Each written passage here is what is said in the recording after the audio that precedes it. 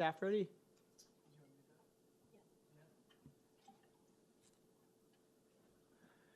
Good afternoon, everyone. In accordance with Section 45 and 53 of the Planning Act 1990 as amended, this meeting of the Committee of Adjustment of the City of Toronto is called to order. The Committee of Adjustment considers applications for variances from the provisions of the zoning that applies to property, permission to extend or alter lawful non-conforming uses, and consent to sever property to create new lots. We acknowledge the land we're meeting on is a traditional territory of many nations, including the Mississaugas of the Credit, the Anishinaabe, the Chippewa, the Haudenosaunee, and the Wendat peoples, and is now home to many diverse First Nations, Inuit, and Métis people. We also acknowledge that Toronto is covered by Treaty 13 with the Mississaugas of the Credit. Committee of Adjustment public hearings are now conducted in a hybrid in-person and virtual format. Some applicants and participants will make their submissions in person, and others will participate virtually by electronic means through WebEx, an online digital platform. The meetings are also streamed on the Toronto City Planning YouTube channel, and anyone wishing to view the hearing may watch on YouTube. Those who want to participate virtually and have registered in advance will be connecting with their computer, tablet, smartphone, or telephone, and have the option of participating via video or audio only. All virtual participants will automatically be muted on entry. When your item is called, you will be unmuted by the moderator, one person at a time. We ask that you also mute your devices until you're called on to speak. Those participating by video appearance will be temporarily upgraded to panelist when your item is being held. During this time, your camera will be enabled. You will only be visible during your 5-minute allotted speaking time. At all other times, your video will be disabled and you will be reinstated as an attendee. For both in-person and virtual participants, Committee of Adjustment staff will share presentations submitted in accordance with the written submission deadline. Those participating through WebEx are not allowed to use share screen or any other panelist controls during a video appearance. The host will remove you from the panelist role if you fail to respect that instruction.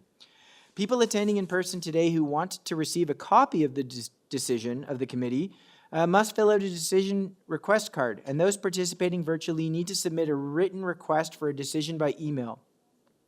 Please ensure that you include your name, address, and email address because the Committee of Adjustment and the Toronto Local Appeal Body will be sending notifications and appeal updates by email. If you do not agree with the decision of the committee, you may be able to appeal the decision to the Toronto Local Appeal Body or in some limited circumstances to the Ontario Land Tribunal. However, the provincial government amended the Planning Act and generally removed rights of third parties to appeal Committee of Adjustment decisions. Only the applicant, the Minister of Municipal Affairs and Housing, specified persons, and public bodies, as those terms are defined in the Planning Act, are permitted to appeal decisions of the Committee of Adjustment. Appeal instructions are set out at the bottom of the decision of the committee. I will call each item in the order listed on the agenda. When an application is uncontested, the agent or applicant may proceed with their presentation if desired.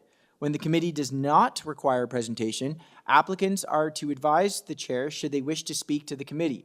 The committee may ask questions and/or take the matter into committee for a decision. Each speaker, including the applicant or agent, will be given a maximum of 5 minutes to address the committee. I will comment when you're reaching the 5 minutes.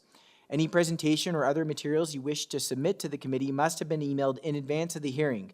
Staff and committee members cannot accept material at the hearing.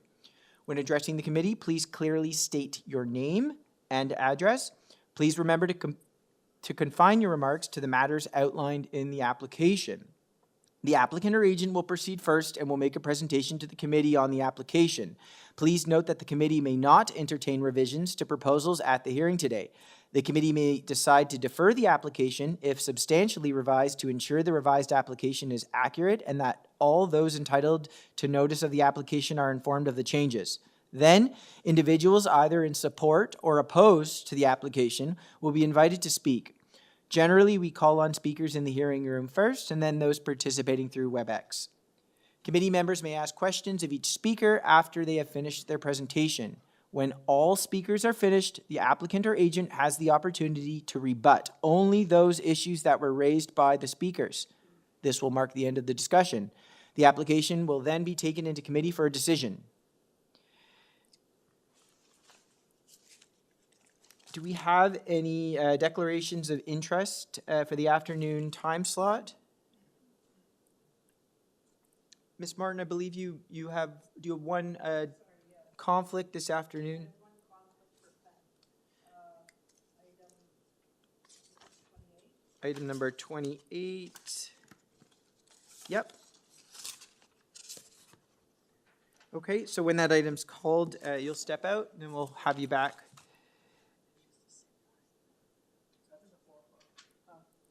Oh, at the 4 o'clock. Okay. And do we have any deferral requests? Through you, Mr. Chair, we have one deferral request at a 2 p.m. time slot. It's number 19, 123 Burbank Drive. Okay, let's deal with that now. If we can get the agent for that. This actually, Ms. Martin, this actually the item that is a... Oh, I'm sorry, you're right. Oh, okay. So, just let's pull up number 19, 123 Burbank Drive. The purpose of this application is to construct a new 3-story dwelling. We've got variances for front yard setback, building height, side exterior main wall height, number of platforms on a rear main wall, platform areas on the 2nd and 3rd story, as well as a variance for the number of stories. On file, we have material from the applicant, memos from Urban Forestry, TRCA report, a letter of concern from 121 Burbank Avenue, a staff report, and a staff report from Community Planning, requesting some modifications to the application. So let's get the agent online. Yes. Good afternoon. Hello, good afternoon. Yeah, good afternoon. I'm Ruzben Noruzipur on behalf of Sky Edge Development firm. So we actually received Your the address, letter sir? from the councilor. Sorry to interrupt. Can you get your address?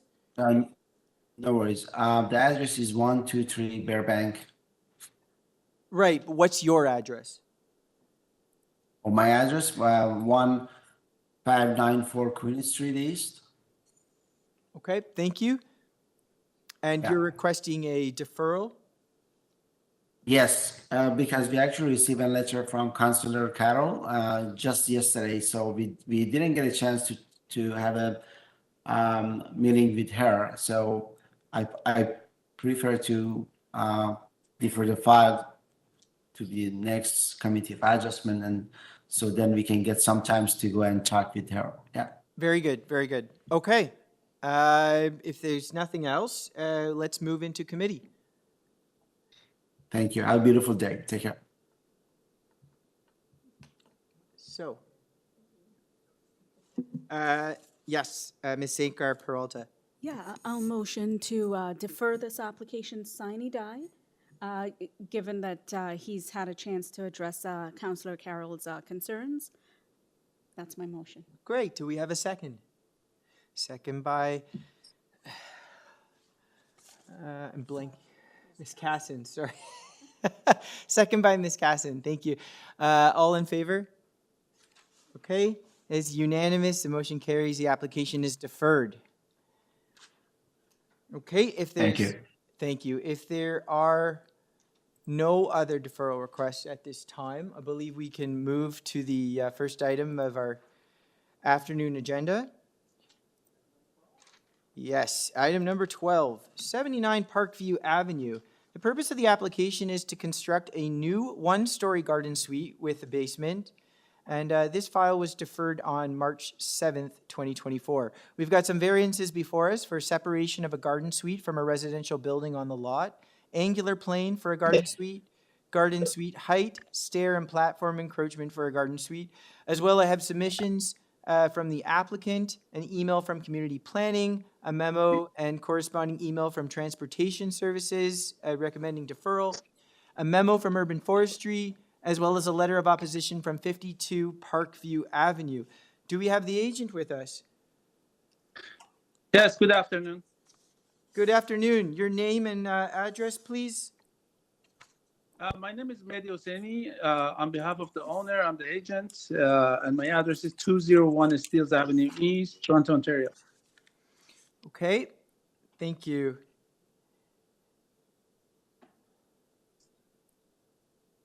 Okay, I'm going to ask for a brief presentation at this time from you, sir. Get the clock.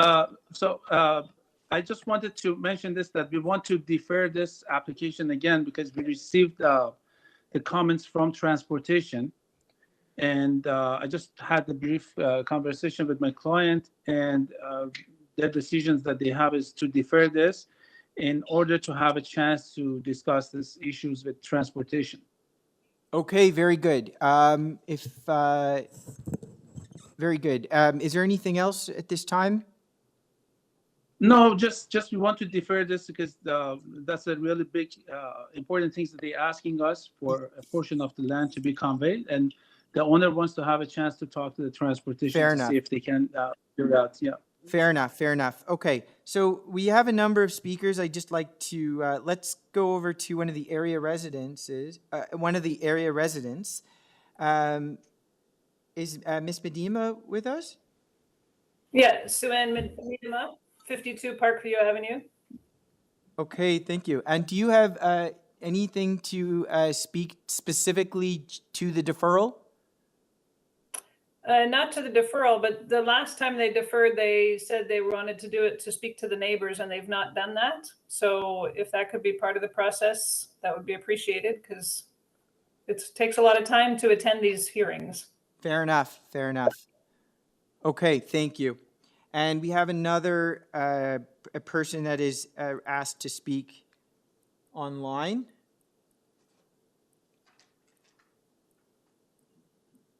Is it Mr. Boyle? Mr. Chair, Yes. they're not present. Okay. All right, so let's go back to the applicant. For procedural matters, I should ask the applicant if there's anything else that you'd like to add before we move into committee for a decision on the request for deferral.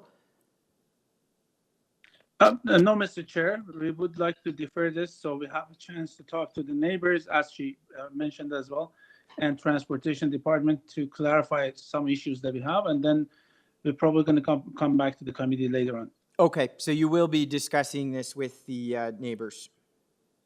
Yes. Okay, thank you. Very good. All right, let's move into committee. Okay, Ms. Sankar-Peralta. Yeah, motion to defer this application sine die to give the applicant a chance to discuss with transportation and to consult with the neighbors as well. Okay, do you have a second? Second by Mr. Fazeli. All in favor? Okay, unanimous. The motion carries. The application is deferred. Thank you very much. Great. Moving on to item number 13, 857 GLENCAIRN Avenue. The purpose of the application is a proposal for a garden suite. This is an application that was deferred by the committee on December 7th, 2023 in order to allow the applicant an opportunity to meet with community planning.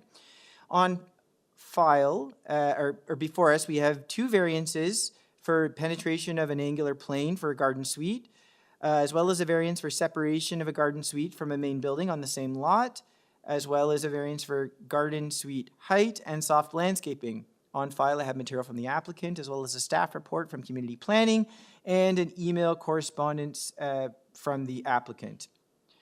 Do we have the applicant or agent with us? Yes. Can you hear me? Yes, yeah, Hello? we can hear you.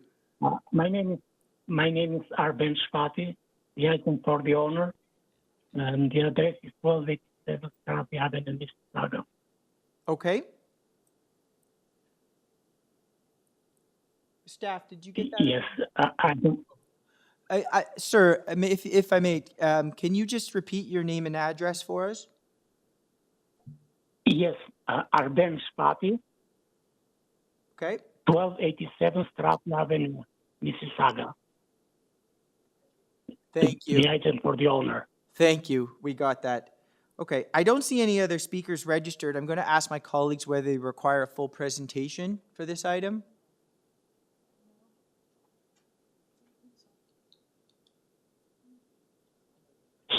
We may have some questions. No, just one thing is that the staff report has indicated that they eliminate variance number 2, so are they making any modifications? Thank you That's for. the only thing. I and then we appreciate can that. move in. Yeah, I did miss that. So I should ask, are you modifying the application?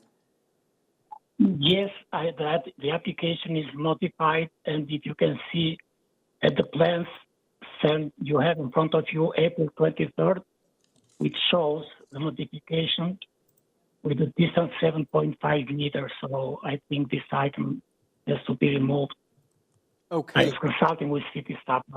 very good. I'm going to ask us to, let's pull up the public notice, and I'm going to ask you to identify which variance you would like to change.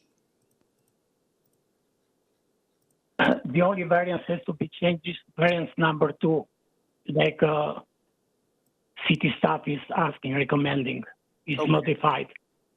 Very good. But And- because of the item number 2, now it's going to be 7.5 meter removed. It means that item number 3 got to be removed too, because there is no condition for the height. If there is 7.5 meter, the height can stay 6 meter. Okay, so we're going to remove variance number 2, and we're also going to remove variance number 3. Is that correct? I think so. Yes, Looks good to me. they're both connected. Yeah. Okay, thank you. I should ask, You're welcome. do we have any questions from my colleagues at this time? No. Well, thank you for clarifying that. So No, I will no provide you problem. the opportunity to, if you'd like to present anything, provide you that opportunity. It doesn't appear we need a full presentation. So I turn the floor over to you, sir. No, I don't have any. I don't have anything to say. Just these two to be removed, number 2 and number 3. Okay, thank you very much. Okay, seeing that there's no other speakers, let's move into committee. Mr. Vazzelli. Yes, through you, Mr. Chair, I'd like to bring up the motion to approve the application as amended. I believe the the applicant satisfies the staff report, the recommendation that on the staff report mentioned, and I believe it satisfies the 4 test. Okay, There's no condition, no. do I have a second? Second by Ms. Martin. All in favor? Okay, it's unanimous. The motion passes. The application as amended is approved. Congratulations, sir. Thank you. Moving on to item number 14, 252 Florence Avenue. The purpose of the application is a proposal to construct a new dwelling, and this application was deferred on April 11th, 2024 in order to address an additional variance. The variances that are before us today are for side exterior main wall height, lot coverage, and east side yard setback. On file have materials from the applicant, as well as a staff report from community planning, a memo from urban forestry, and various letters of support. Do we have the agent with us? No agent.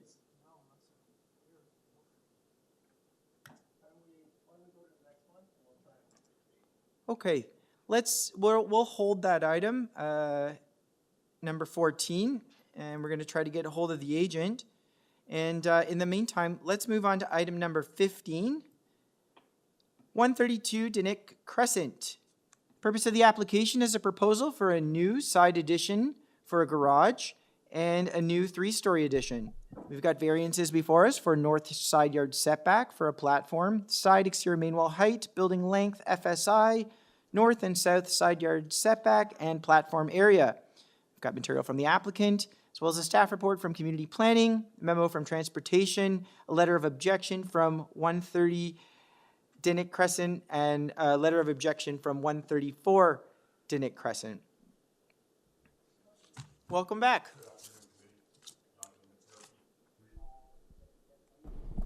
Jonathan Benskowski, 301 Keewatin Avenue. Okay.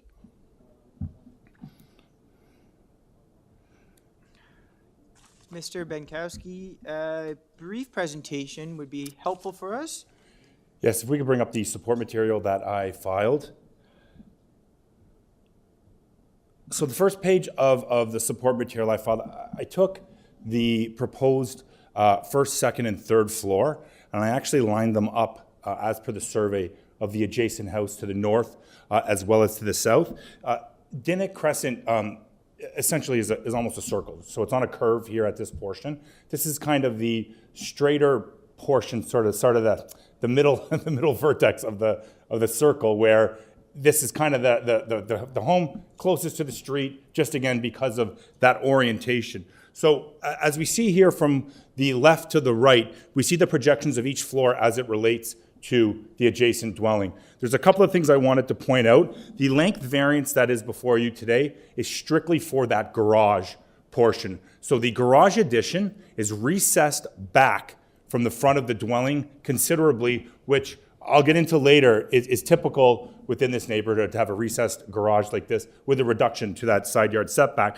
But back to the length, the actual length of the dwelling is only 15.6 meters on the first, second, and it does tear back through the floors, and we'll see that through another graphic that I've also prepared. So the length variance before you is strictly for that garage portion. I also want to note that the garage portion that is 1 story is adjacent to an existing 1-story addition for the house to the south. So in terms of impact on privacy or anything like that in the rear yard, it's really mirroring that 1-story addition that is to the adjacent house to the south.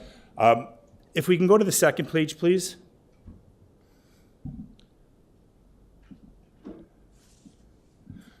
In terms of the elevations, I've also done the same thing here where we see the lines on the right side on the left picture and the left side on the right picture of where this dwelling sits in relation to the adjacent dwellings floor by floor by floor. So what we see here is that the actual adjacent dwellings are built further behind at number 130 DINNICK, and we are slightly behind 134 DINNICK, but again, that's as the street starts to curve. I'd also like to note, as is in the planning report, which we have no issue with tying any type of approval to that, that green highlighted area is the only portion that is above the 8 meters. Now that's also mitigated by that third floor being tiered back in terms of where that third floor would relate to the adjacent properties. It wouldn't be in the rear yard. Again, it would be behind, as we can see from the red lines that I put on there. If we could go to the next slide, please. So when I first was approached about this, this application, my main concern was that setback of the garage to the south.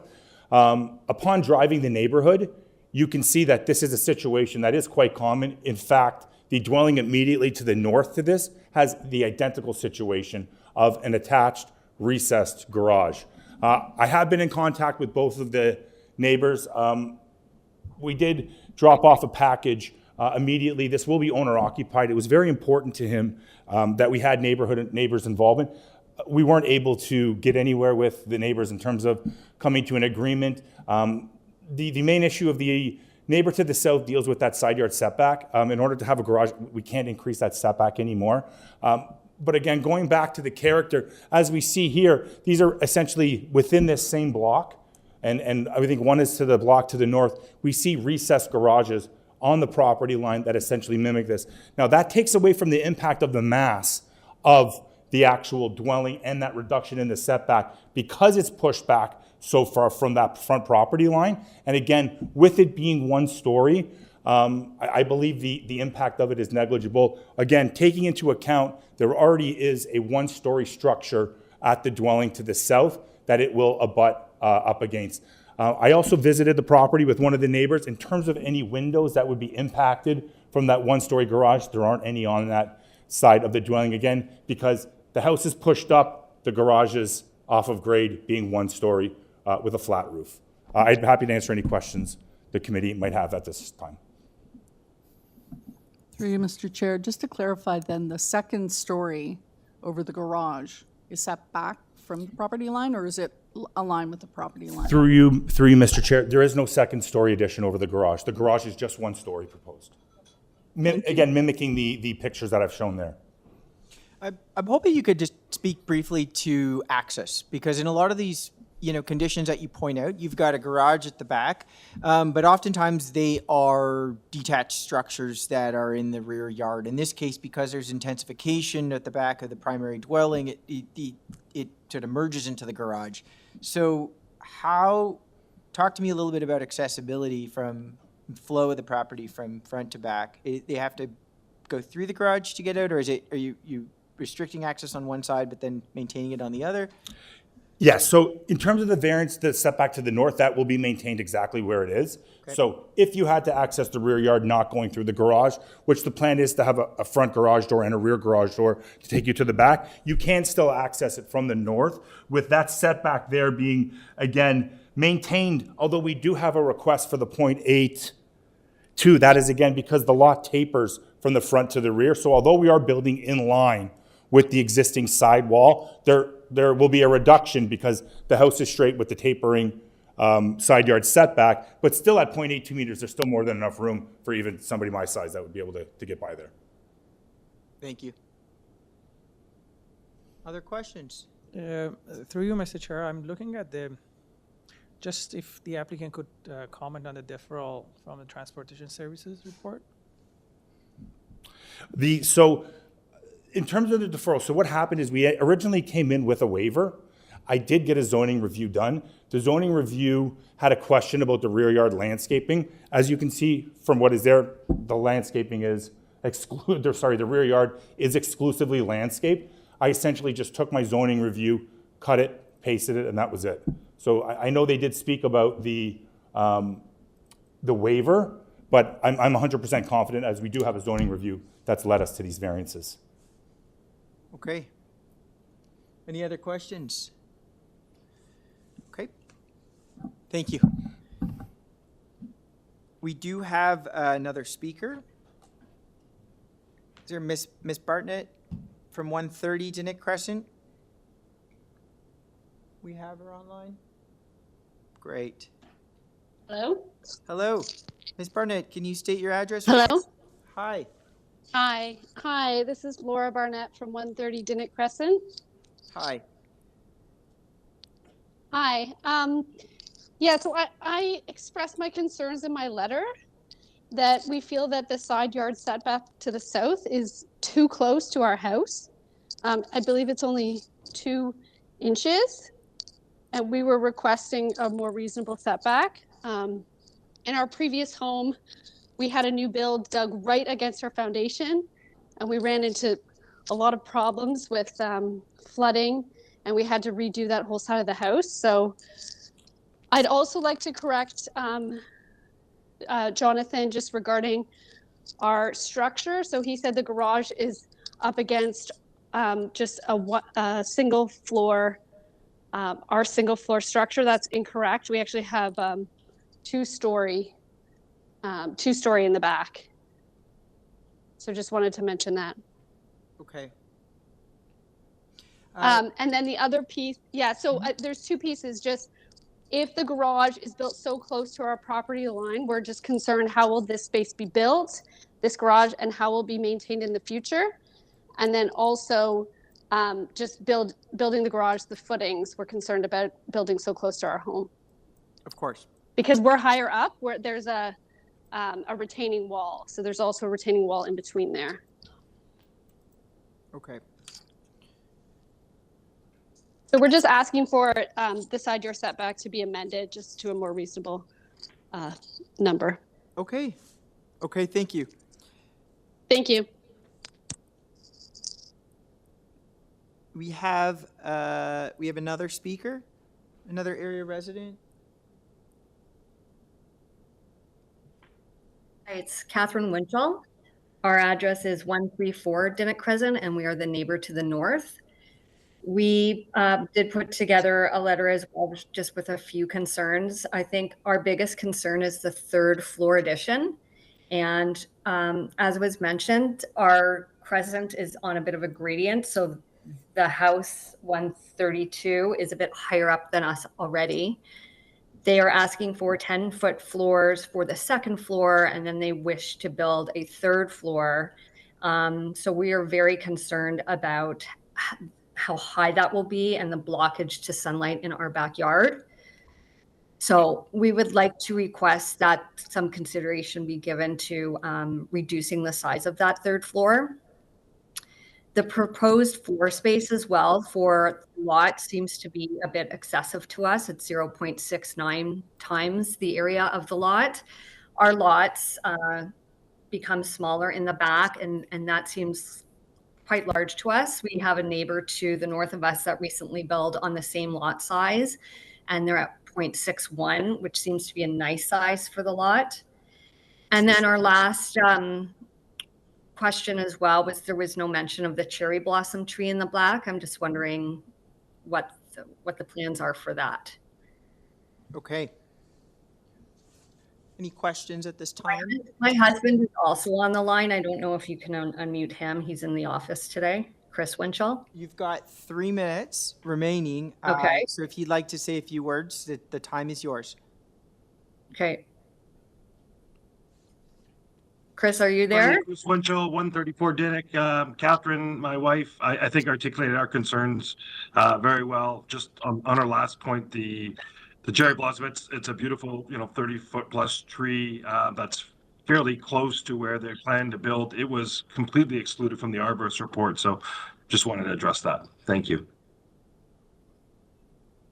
Okay. Actually, can staff pull up? Let's pull up the site plan or survey. I just see if we can just identify this tree, which I'm going to ask the agent to speak to. But if we can just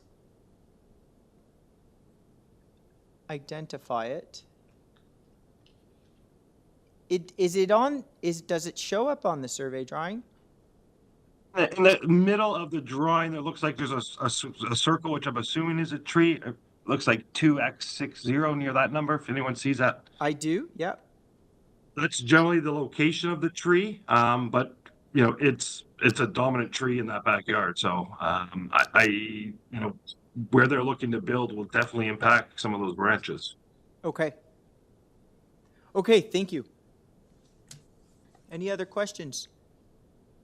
I think as well, the other thing, and maybe Jonathan can address this with us as well, it looked like on the north side yard setback, it looked like a piece of there which might be sort of a balcony or some sort of coverage, looks like it might be coming across over onto our... Yeah, right there.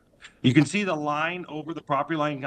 I don't know what that black line represents, kind of infringing on our garage and driveway and a corner of our lot there in the back.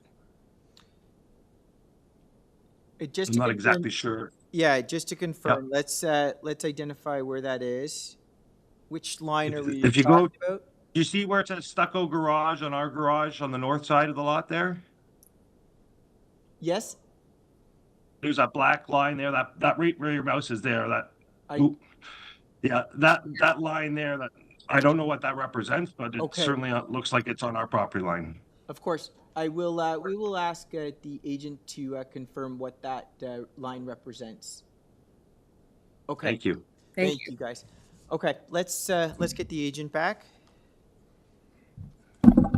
Just in terms of what that line is, that's actually a dimension line. If you zoom in, it actually is giving you the 15. I mean, it is very hard to see, but it's just a dimension line that's extending. Yeah, if we keep going over a little bit, there it is, right there. So it's actually just a dimension line for the length. And again, I would also stress that, again, it's actually a good place to point out that that length is, again, under the 17 meters of the zoning bylaw. That's 15.56 at the first floor. So I'd like to speak to what Mrs. Barnett said. Just one other small point. We're not 2 inches away from the property line. We're 0.2 meters or 8 inches. That's one thing. She's correct. If you go actually down, we had some talks about, there's actually, if we see there's a retaining wall, the hatch, that comes from the driveway right through. There's really a retaining wall that comes all the way to the front, to the rear. When we spoke, if this were meritorious, that retaining wall would essentially be replaced by the side wall of the garage in that portion, and then my client would backfill anything that was between that and there. The retaining wall actually starts on my client's property, goes onto Mrs. Barnett's property, comes back onto my client, back onto hers, and then in the rear yard, it's exclusively on my client's property. But any point of that retaining wall that were to be removed would obviously be backfilled up to the garage portion there.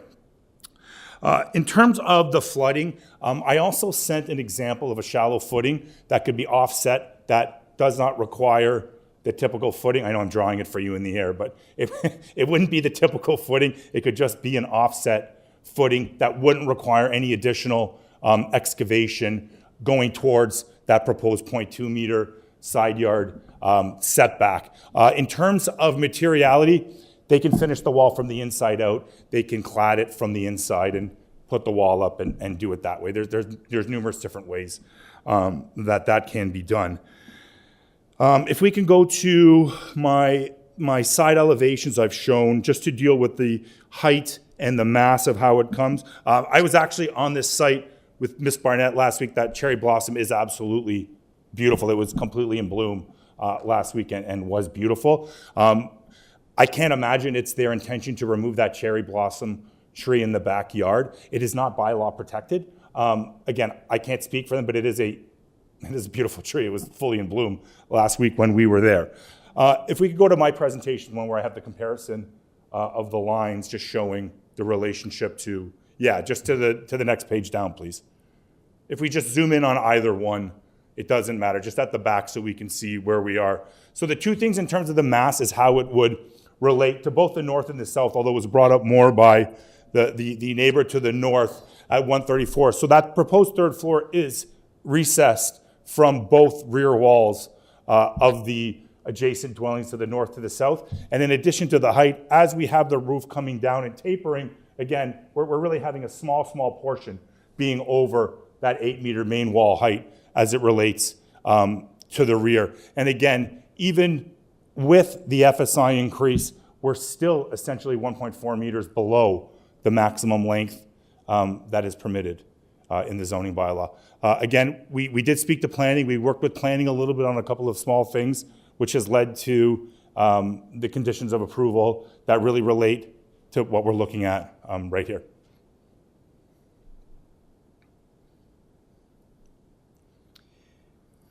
Question concerning the third-story terrace. Any discussion concerning privacy screening? Mr. Chair, we dropped these plans off, and for me, I thought that was one of the things that would have come up immediately. Yeah. We dropped these plans off 2.5 months ago. There was never a mention of anything that had to do with the third floor deck. We're in your hands, obviously, with any type of privacy screening you would like to impose.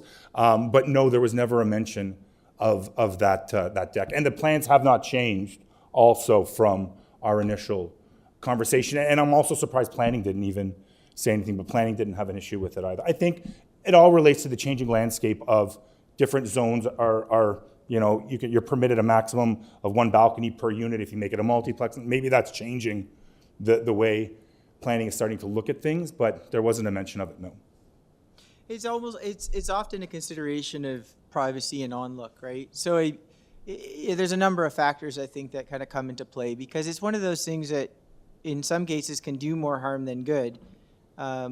Because it does, it can increase the massing, I should say, the use of privacy screenings, and it could have some impact, minor, but some impact on light, and sometimes so I just wanted to know if that ever came up. Yeah, I'm not a big fan of the privacy screening, especially off of the first floor, because like you said, Mr. Chair, it actually increases the massing, it increases the length of the building, and we're all living in these communities together. I have a third floor deck on my house, and one of my daughters is constantly leaning over the edge, yelling at some neighbor. Something, not in an overlook way, but always doing something. Yeah, fair enough. Okay. Any questions? Okay. Thank you very much. Thanks. Okay, so we have now heard from the agent, we've heard from the immediate neighbors, and we've gotten the response. This time, let's move into committee. Oh, actually, we're not moving to committee just yet. Sorry. Ms. Martin, please. I just want to know, with the garage, is there any way you can narrow it to move it farther away from the property line? We wouldn't be able to have a functional door is the problem because of the tapering of the lot. We wouldn't have a functional door to be able to access inside of it. Okay, thank you. Any other questions? Okay. Thank you. All right, we'll move into committee now.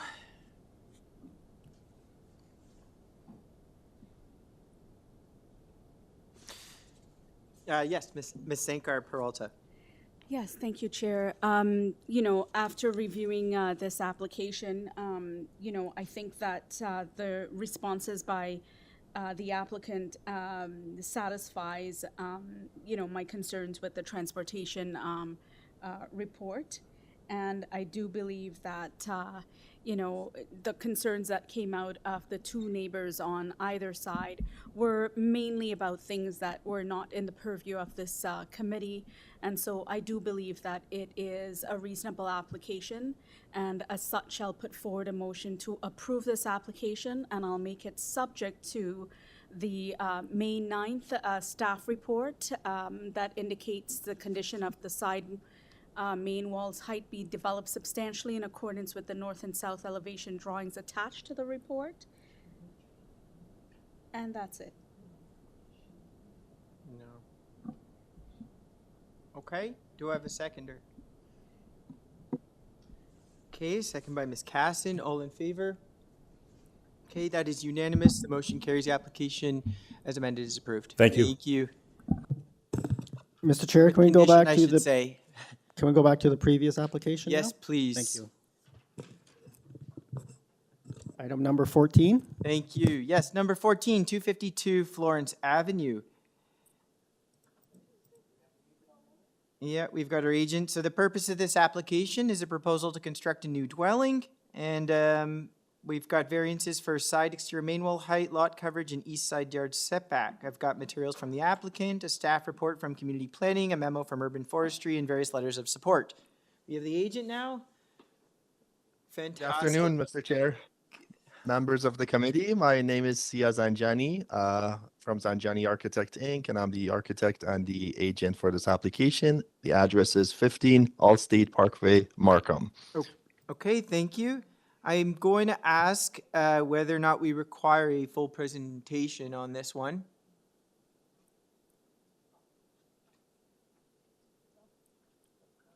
No. Okay, sir, it doesn't appear that we need a presentation. If there's anything you'd like to add before we move into committee, now is the time. Nothing further to add. We are fine with the staff report recommending the decision being tied to the elevation, so that's not a concern for us. We do have a presentation, but just to respect the committee's time, we can just go to committee.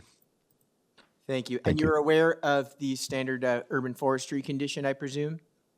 Correct. Yes. Okay, thank you. All right, let's move into committee now. Yes, Ms. Sankar Peralta. I'm trigger friendly today. Okay, so I've looked at this application. I do believe that it absolutely meets the 4 tests. There's no concerns that I have with any of the variances. And in light of 6 supporting letters, that just validates my point of view a little further. And so I'll motion to approve this application. I'll make it subject to forestry and subject to the April 30th staff report, with the condition being imposed that the proposal be developed in accordance with the east and west side elevation drawings submitted to the committee on April 11th, 2024. Thank you. Thank you. Do I have a seconder? A second by Ms. Martin. All in favor? Okay, that is unanimous. The motion carries. The application is approved with condition. Thank you. Thank you. All right, item number 16. 1 Tudor Gate. The purpose of this application is to facilitate a residential development consisting of 6 townhouse units. Before us, we've got variances for window projection, lot coverage, parking space width, variances related to soft landscaping strips and buffers, the number of stories, variances related to angular plane encroachments, as well as a variance for encroachment of a platform and associated elements. We also have variance for FSI, GFA, and lot coverage. On file, I've got material from the applicant, a memo from transportation, a staff report from community planning, memo from engineering and construction services recommending deferral, and a letter of concern from number 5, Tudor Gate. I also have a late report from transportation who is also recommending deferral of the application. Do we have the agent with us? Oh, in person. And I presume you are Mr. Jacobs. Yes, Mr. Chair, I am Mr. Jacobs. And your address, sir? 37 Patricia Drive, Toronto. Thank you. Okay, you are aware, I presume, of the 2 reports from one from transportation and the other from engineering and construction services recommending deferral? Yes, I am aware of the reports. I believe the transportation specific memo just is a repeat of what's in engineering. I can speak on both of those. If you allow, in terms of the engineering comments related to the functional surfacing report, it mentions I believe a 1,350 millimeter high transmission water main on Bayview. I talked to staff yesterday through email and clarified that the 6 units will be a condominium. There'll be one water main connection connected to the smaller 150 or 200 millimeter, I forget the specific, but a smaller water main on 1 Tudor Gate, not the high transmission water main. And this is all detailed through a site servicing plan that was submitted many times through an ongoing site plan approval application for this project. Engineering staff saw that plan and agreed with the smaller water main connection. And then acknowledged anything can be dealt with further through these ongoing site plan approval application. Okay. I don't have anything in writing from them. You'll have to take my word on that, but I just wanted to bring that up. And in terms of the transportation comments, I believe these are in relation to it's variance number, I believe 3, in relation to the proposed parking space widths. So what we're proposing are 2.79 meter wide parking spaces. There's essentially if I may go back, the purpose of this variance application is to introduce enclosed garages for all these units. This application the zoning bylaw amendment was approved 3 years ago for 6 townhouse units. The parking spaces were essentially surface. So what we've done is we've enclosed them by putting garages essentially to protect the residents' vehicles. There's a lot of auto thefts happening, and they felt more security for the vehicles. And so when we enclosed the garages, put in walls, we weren't able to get the full 2.9 meters required because of a wall on one side of each parking space. We got to 2.79 meters. Anything further would have had to increase or decrease the setbacks to the north and the south, and we didn't want to do that. We wanted to maintain the existing approval for north and south setbacks. So we're essentially looking at a 11 centimeter shortfall for the parking spaces. And the comments from transportation requested a vehicle maneuvering diagram. We can certainly provide that. My preference would be through the site plan approval application. It's to show vehicles going in and out of the parking spaces. These are private parking spaces, so there's 2 spaces within a garage. There's nothing separating the 2 spaces in terms of walls or obstructions. So it's just the residents' parking spaces that they're going into. And so it's really a matter of, in the future, they can accommodate a slightly smaller parking space with a wall on one side, whereas the minimum for a typical parking space is 2.6 meters, and we're providing 2.79 for all of them. So there is a slight reduction in what's required of 2.9, but in our view, it's minor. And preference would be through, dealing with this through the site plan approval application with the submission of that vehicle maneuvering diagram at that time. Okay, thank you. I did see we did have one resident write in opposition, but they aren't here today to speak. I mean, is there anything you'd have the opportunity to speak to any of those concerns from the resident number 5? Thank you, through the chair. Yes, I'd like to just speak to a couple of them, and I've reviewed the letter of opposition. I've not spoken with the resident directly, but from my understanding of it, they didn't seem to understand that the project was approved for 6 townhouse units. There was discussions on the, increasing the building height from 3 to 4 stories. That's not actually the case here.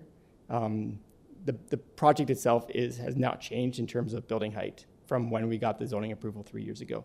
There's still a basement level, ground floor, second level, and a third level. The reason why we have to get the variance for the 4th level is that the parking spaces are slightly between the basement and ground, or first floor level. And off the parking spaces, there's storage rooms for the waste bins. And on a couple of the units, there's another room for the utility bin. So these are essentially habitable spaces that are between the basement and the first floor. And when we went through the zoning bylaw amendment approval application 3 years ago, and the bylaw was drafted, there was a lot of site-specific regulations. This was not captured. It wasn't identified that this waste storage area essentially constitutes another story. And so we're not actually adding a level above what was approved. It's a technicality that, it's defined as a story per the zoning bylaw, but not, if you're looking at it from Bayview Avenue, for example, you're going to see 1, 2, 3 stories. Same thing from Tudor Gate, you're going to see 1, 2, 3 stories. And just because of the changing grade from Bayview to the rear, it does go slightly down. And so there's, it's really just a technicality. Fair enough. Your point is well taken. We do have a question for you from Ms. Sankar Peralta. Yes, sir. Thank you so much. I just wanted to know, now you made a comment that, look, you haven't gotten this in writing yet with transport. You've had that discussion. You've tried to explain, which I understand it. And there was nothing that sort of was confirmed, or I'm not even sure if I'm directing this to you or to even city planning staff, if they've received anything further with that confirmation. Can you just share with us so that we could feel a little bit more, certain about that discussion with transport? So the discussions was with engineering staff related to the functional servicing report. I did reach out to Transportation Services, but I didn't get anything from them in terms of being able to, submit the vehicle maneuvering diagram as part of the site plan approval application. Okay, but have you seen their report, right? I just want to... Yeah, no, I did. I guess what I'm saying is I'm relying on their expertise, and sometimes it becomes really apparent to me. In this case, I'm seeing something here that seems a little bit Greekish to me about the, vehicle maneuvering, an illustration of how that is safely done, as well as a revised site plan which delineates the parking space obstructions, etc., with minimal dimensions, of course, and you tried to explain some of that with the minimal dimensions, but is there anything else you'd like to expand upon, seeing that we have nothing in writing from transport? I have nothing to expand upon. Like as noted, the comments were provided late, and I had to go onto the website to actually get the comments, so we weren't able to provide anything in time. We've already updated the site plan. I got that this morning from our architect, but the diagram showing the vehicle maneuvering is in the works. It takes a couple days to get that done. It wasn't done yet. Did you submit those updates? No, I just received through the chair. I just received the update on my way here, so I have it on my phone. That's all. But no, I have you not said you updated the site plan accordingly. Was that submitted, signed for? I've not submitted the updated site plan, but we've added the obstructions to the site plan as requested. Just looking in for input from planning on that. Is that something that, if you have it today, can you submit and sign, or no? For you, Mr. Chair, I highly doubt that if he submitted anything today, Transportation would sign off and change the memo.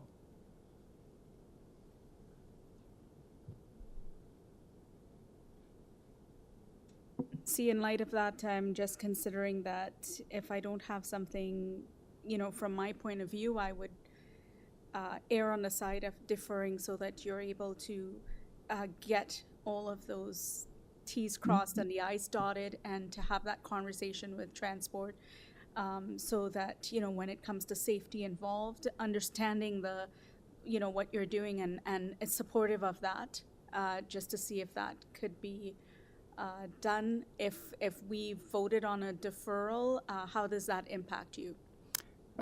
Through the chair, if a deferral is put forward, we're happy to accept that recommendation.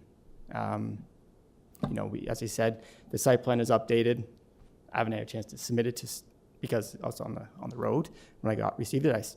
And the diagram will likely be finished mid next week and be able to submit it then. So it's just a matter of getting on to the next opportunity to see you again. I guess the question I have is whether or not this is something that could be addressed through the SPA approval process, is to not kind of backlog the system. But I also, to your point, I want to make sure that T's are crossed and I's are dotted. I don't have any concerns generally. I think the application is supportable, but I think that, yeah. Could we just say subject to fulfilling the conditions of transport, right? I think that would suffice, because it's what they're asking for is a submission of a updated drawing. So I don't know that would. I don't think it would influence my decision unless there was something that we were approving that was unsafe. But then there's an SPA process after this, and they also have to get a building permit. And I'm relying on those, checks and balances to make sure that that's caught if there is anything that is sort of unsafe. Mr. Chair? Yes. Through you, just two things. One, I would be hesitant to rely on a future planning process. That's totally out of our realm. Okay. We don't know what the site plan process would entail. And also, if you could not just put due transportation's satisfaction, it should really be clear what the condition is. Okay. Well, Otherwise, the building examiner has no idea what he or she is looking for to clear that condition. yeah, the transportation's comments are specific in what they're asking for. They are, but I'm just saying, if you choose to approve it and put a blanket to transport, please don't do that. Yes. Yeah. Thank you. Ms. Ankar Peralta, is that? Okay. Yeah. Any other questions or comments? No? All right. Okay, looks like we're ready to move into committee. Through the chair, if I may add one more thing, just more on a very minor technical aspect. I've just noted, just probably an oversight, but variances 4 and 9 are actually duplicates. They speak to the exact same thing. So I don't know if you wanted to remove one of them, but I mean, if they're both there, that's fine. It's just something I noted. I think I know what you're referring to. You said number 4 and 9, right? Yes, they both deal with the 1.05 meter setback for the landscape strip. Fair enough. Okay. All right, let's move into committee now. Yes.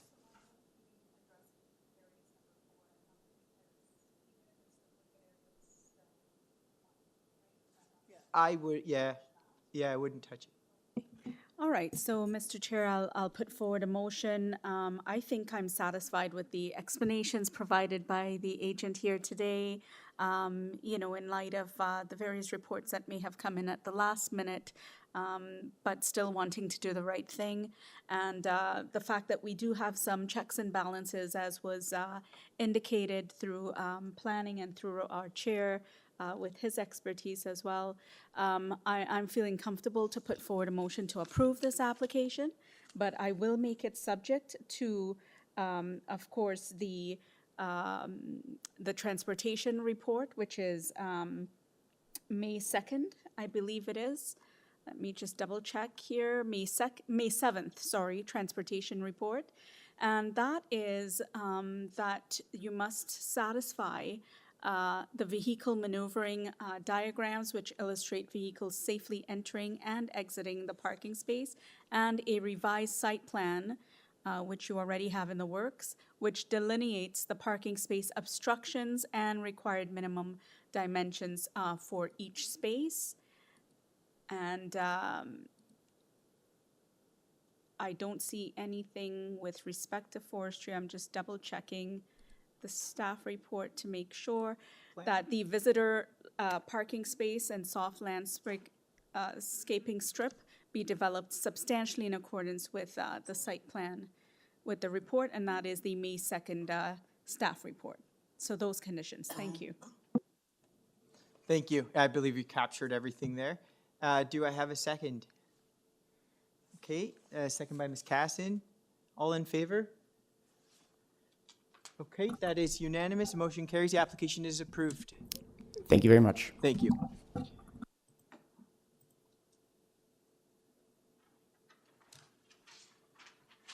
I'm going to ask my members and staff if anybody needs a break at this time, or if we're good to keep going. Okay. All right. So moving on, item number 17, 247 Drury Avenue. The purpose of the application is to construct a new dwelling and a garden suite. We've got variances for front yard setback, platform encroachment into a front yard setback, and a variance to permit a second platform over a first platform. On file, I've got material from the applicant, as well as a memo from Urban Forestry and a letter of objection from 252 Drury Avenue. We have the agent or applicant with us. Yes, I'm here. Welcome. Can you please state your name and address? Yes, my name is Nicole Parr at 22 Blue Forest Drive in Toronto. Okay.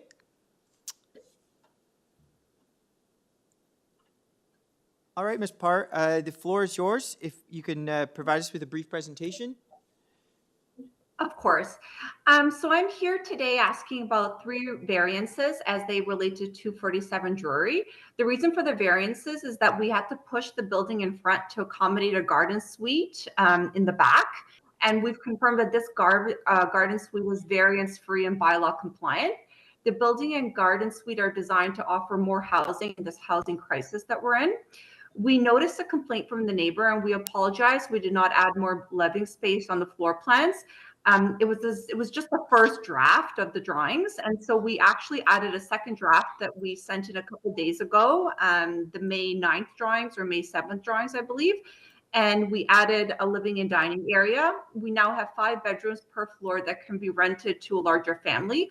We've also signed a declaration that this is not a multi-tenant housing or rooming house. We've signed that and sent that into the zoning department. And we believe these 3 variances are minor in nature, and we welcome any comments from the community or committee. Okay, great. Can we just make sure we've got, so the updated drawings, those are the most recent set. I see, May 6th. Okay, because I have Yes, April 4th in my package. 6th, 7th, or 8th, something like that. I sent them in on Monday, and we added a living space and took out 2 bedrooms. As I said, when we did this, we're just looking at passing the committee of adjustment. We weren't thinking about the full interior of the building, and so maybe it looked a bit ominous to the neighbor. But we obviously are. These are just units that are supposed to be rented to the community. Okay. Okay. Any questions at this time?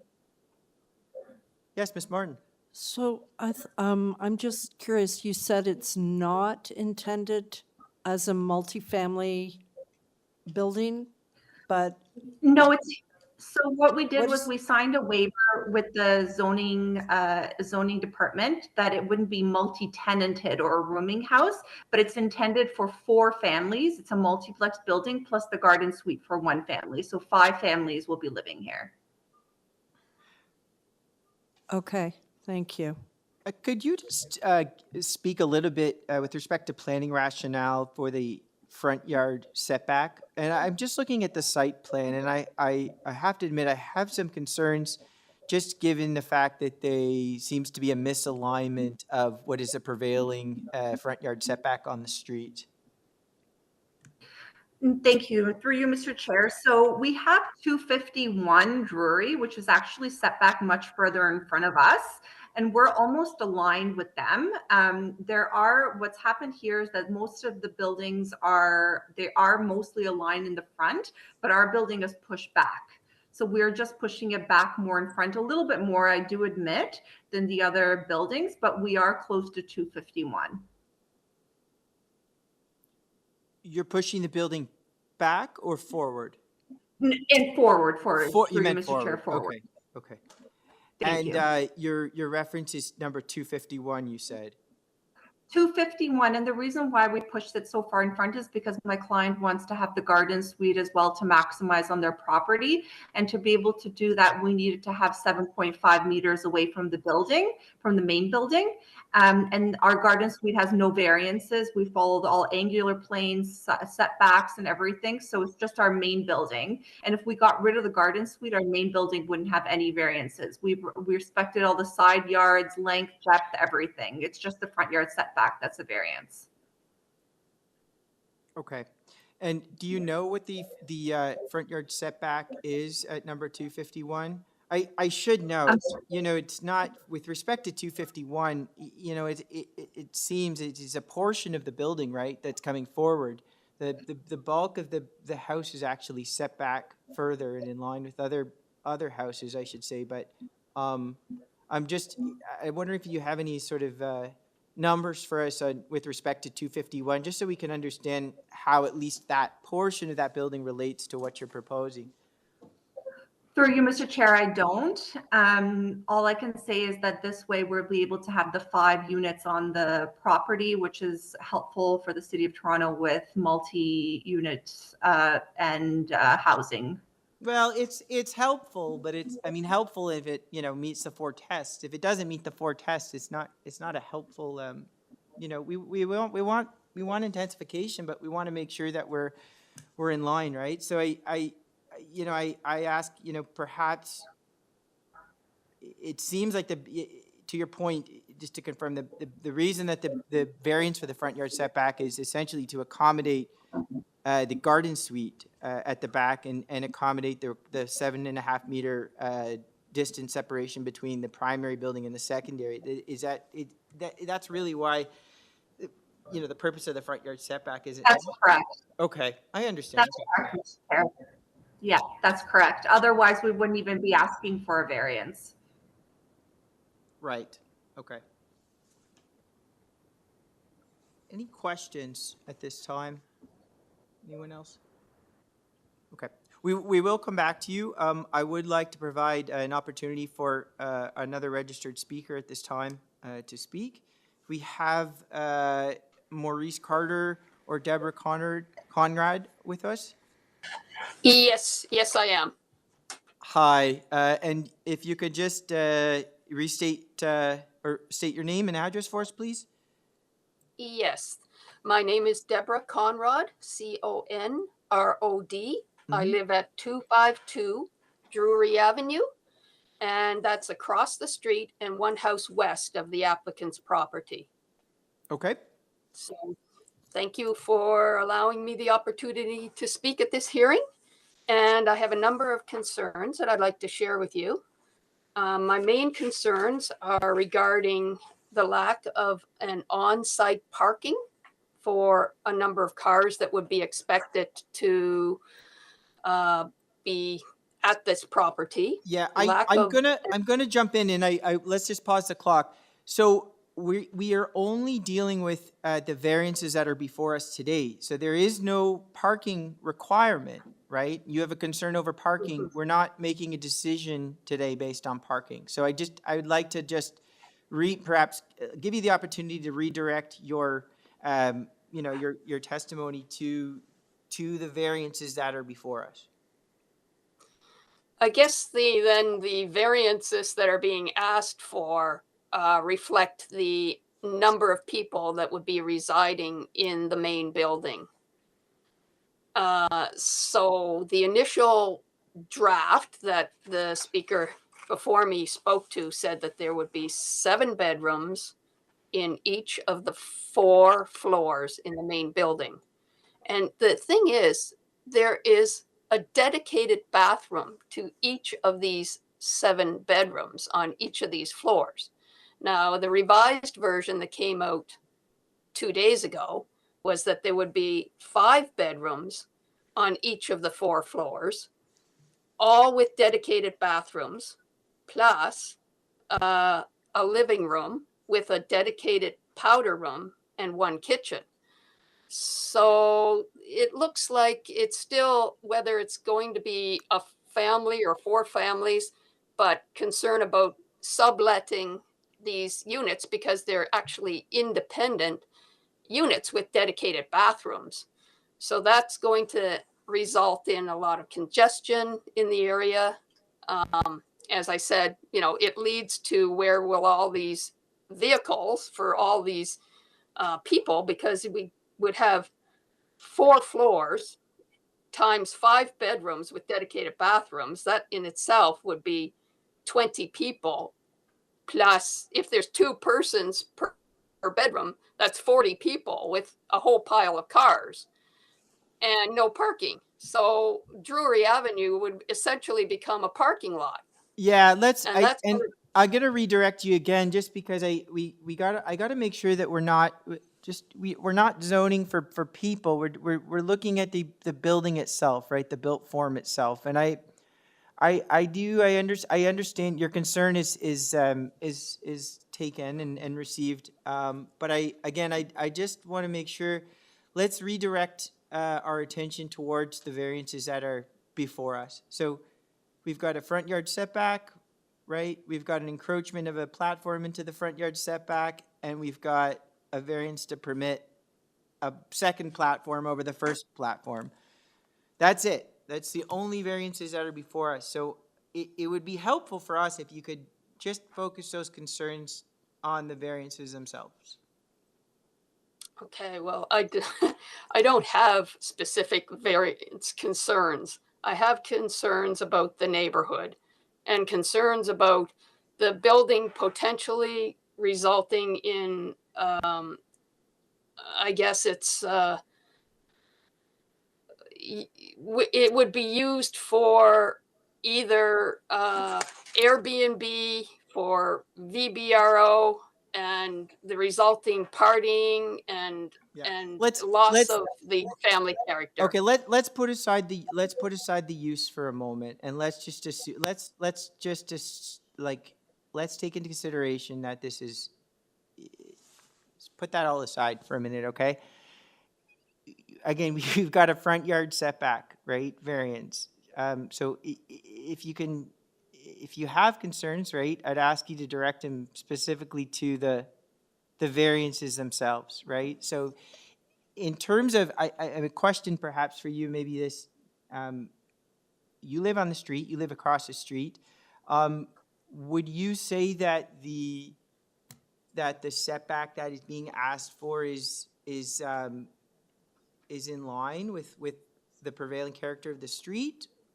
Is there, like, do you have an issue with that specifically, or are you just concerned about the use of the building? Well, it's not in alignment with other buildings that meet the requirements for setbacks. So that in itself is I guess, you know, one thing. It's more of aesthetics and I guess function. But as I say, my main concern, and I don't know, maybe this is the wrong committee to address it, but if residents in the neighborhood have concerns about a building being constructed with 20 rooms and dedicated bathrooms, to me, that means that it's going to be used for crowding. And I don't know whether this is the committee to raise that concern or where I raise that concern. But when you have dedicated bathrooms for every single bedroom, it sounds to me like it's not going to really be a family-oriented dwelling. Okay, yeah, fair enough, fair enough. I'm just looking, we reached our time on the clock. If there's any final words, otherwise, I'd like to turn it back to the agent for a response. That would be okay at this time? Yes. Okay, thank you.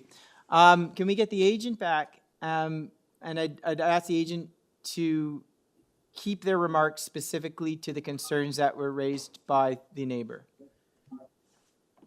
Thank you. So the reason why we have a bathroom in every room is because that's just been a design building standard that our company and I believe many other companies have done. You want to make sure that if you're going to the bathroom in the middle of the night, you can go to the bathroom. But as I said, we made a mistake in the beginning and didn't add the living and dining area, which we've since rectified. And this is solely intended for one family per unit per floor. So we're looking at 5 different families. There is no parking bylaw in effect for multi-use buildings. So I can't speak onto the need for the neighbors' comments about parking because we don't simply need to have them anymore. And I do respect where the neighbor is coming from. It's an unusual new change to the bylaws, and this is going to upset a lot of people. And I can respect and understand that, but at the same time, these are the new rules, and we have to also be respectful of the people who want to follow the new multiplex dwellings and their allowance. Okay. Okay, thank you. Any questions? Mr. Vazzelli? Yes, the question for the applicant about this front yard setback, we covered, and you explained about the providing only one comparison, am I right? Like comparable to this variance that you're requesting. Is that the correct understanding that I have? That's correct, sir. Is there any other comparison you can provide in immediate context? Well, I can see right at DREWRY and what's the street? Teresa, the building 1 DREWRY Avenue is almost at the lot line. And that's the corner lot there. So there's that example. The building at, what is this, 274 is also pushed up front a little bit. I don't have exact numbers for the committee, so I can understand that's a little bit annoying. But there are a couple buildings that are pushed back a little bit in front. And I do think the fact that we want to build the garden suite that's without any bylaw variances and anything, I do think that we're trying to adhere to what the City of Toronto is now doing with the multiplexes and garden suites. And I do think it's a reasonable proposal and something that's minor in nature. Thank you.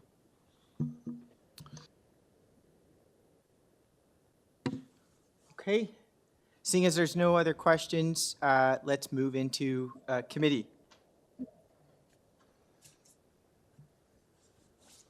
Ms. Secar-Peralta. Yeah, I think that, the agent may have a point in that, there is a new development and want within the city for, affordable housing with the extra garden suite and things like that as per how the property is used. I can't really comment on that, and what's before me is only what I could make a decision on, which is 3 variances. And so while I empathize completely with what the neighbor said and the concerns, which she has tabled in a letter to us very in much detail, but when I looked at that letter, much of it was really not within the purview of this committee's role. And as such, I thank her for that, but we only have what's before us to make that decision. And so I feel satisfied with the explanations provided by the agent here today. I do believe that, given what's before me, it does meet the 4 tests. And, I'll put forward a motion based on that to approve this application subject to forestry. Thank you. Do I have a seconder?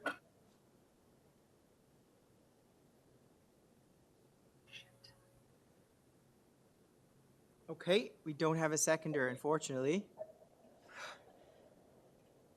All right. Through you, Mr. Chair, I have concerns that the applicant is really trying to do too much on this lot. I think that while as she stated, the garden suite doesn't need any variances, it causes a variance to the multiplex. And therefore, I think there's just trying to cram too much onto the lot. The multiplex is providing additional housing, which is meeting the intent of the city from the point of view of allowing that type of dwelling on a lot. And that the garden suite, I think one of them has to go.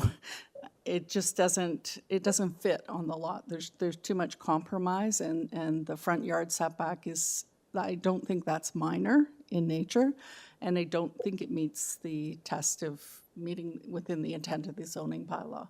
So for that reason, I'm willing to make a motion to refuse this application, because I don't think it meets the 4 tests. I don't think it's appropriate for the development of the lot, and I think there's just too much on it. It just doesn't meet the tests, in my opinion.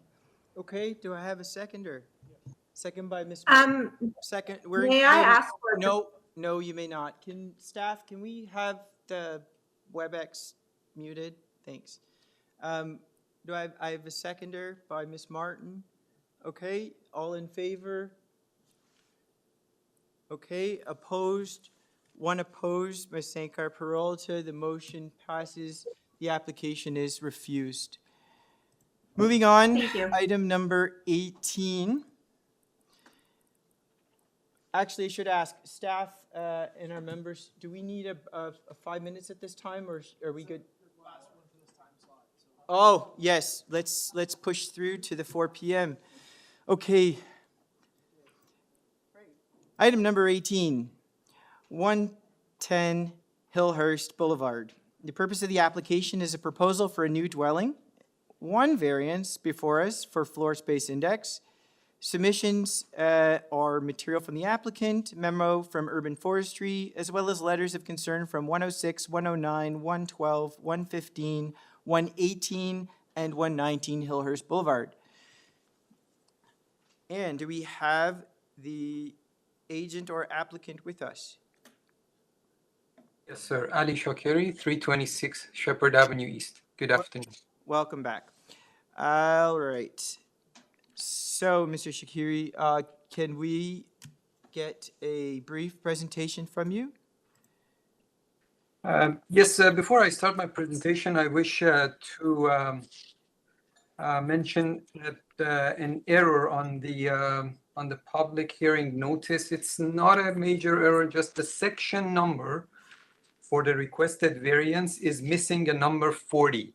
So while it has to be 10.20.40.40, it's showing only 10.20.40, and that was correctly stated on the waiver. It's just missing from the notice, so I am asking if the staff can show the correct section number on any decision that is going to be issued.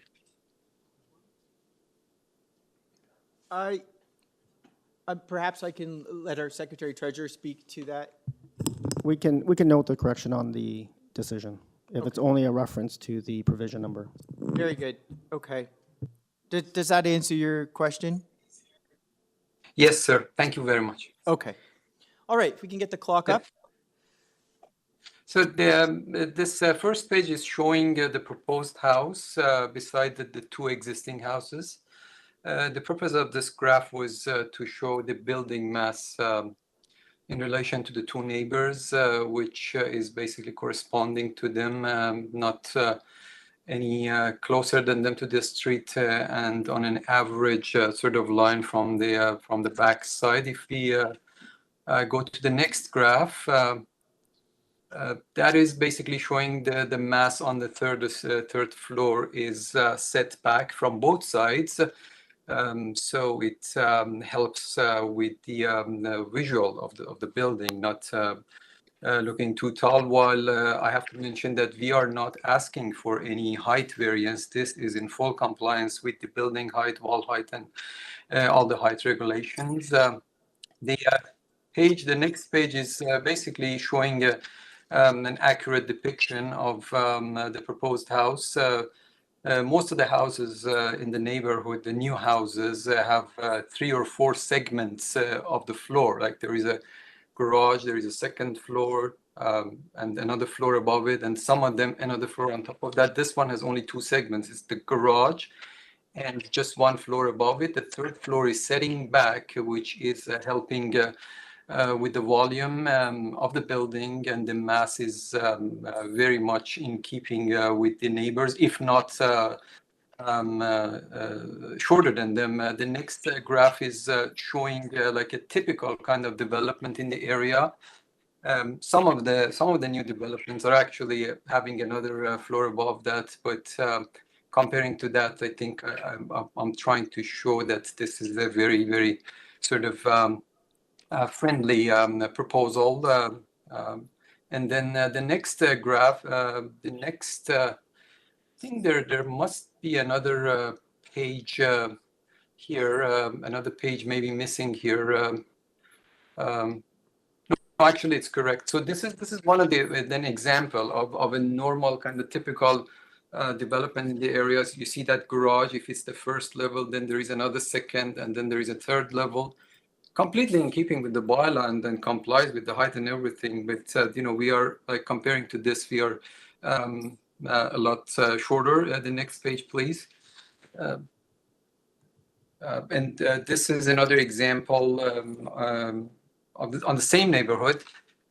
It's sort of the setback on the top floor, similar to what we are proposing, but an additional floor. So I mean, comparing to that, we are 1 full floor shorter than this. The next page, please. And yeah, just examples of the new builds. Next. Yeah, and even on a classic design, same thing. If we can zoom into this page B1. Speaking about comparables, you know, we've carefully studied the neighborhood, and we've come across several hundred of the approvals of floor area at 0.71 or even greater than that, majorly greater than that in the immediate neighborhood, all 10 streets. These are like 3 very close precedents with the case number. On HILLHURST Avenue, 0.71. On Briar Hill Avenue, number 532 has a 0.71 approval, and the house immediately to our backside is 0.766 on a larger lot. So the house currently built on that lot is nearly 500 square meters, to be exact, 480 square meters, while what we're proposing is less than 300, which I believe it's basically telling how minor this is. If we go to the other pages, out of those several hundred comparables, we just try to narrow it down for the ease of review. A couple of cases on any of those 10 streets in the immediate neighborhood. We have precedents on Roselawn, Castlefield, St. Clement, Briar Hill, HILLHURST, which is a subject case, Courtly, Lytton, I don't know, Strathall and Glencairn, Glengrove, all of them. So all approvals, and all those approvals, if you notice, they come with many other variances. And I'm just showing so many other photos at the end of this support material of how the streetscape looks in the neighborhood. So we are here basically before you with just sole variance, and that variance is the floor area. The maximum permitted is 0.35, which I think Final we all words? believe that is not enough. Sure, and that floor area, basically, I would like to say that is not a decisive indicator of the building mass. It's about how the architect actually puts that into a form that we've tried to demonstrate here. If there is any question, I'd be happy to answer. Thank you. Okay, thank you. Any questions? Okay, no questions at this time. Let's move to our next speaker.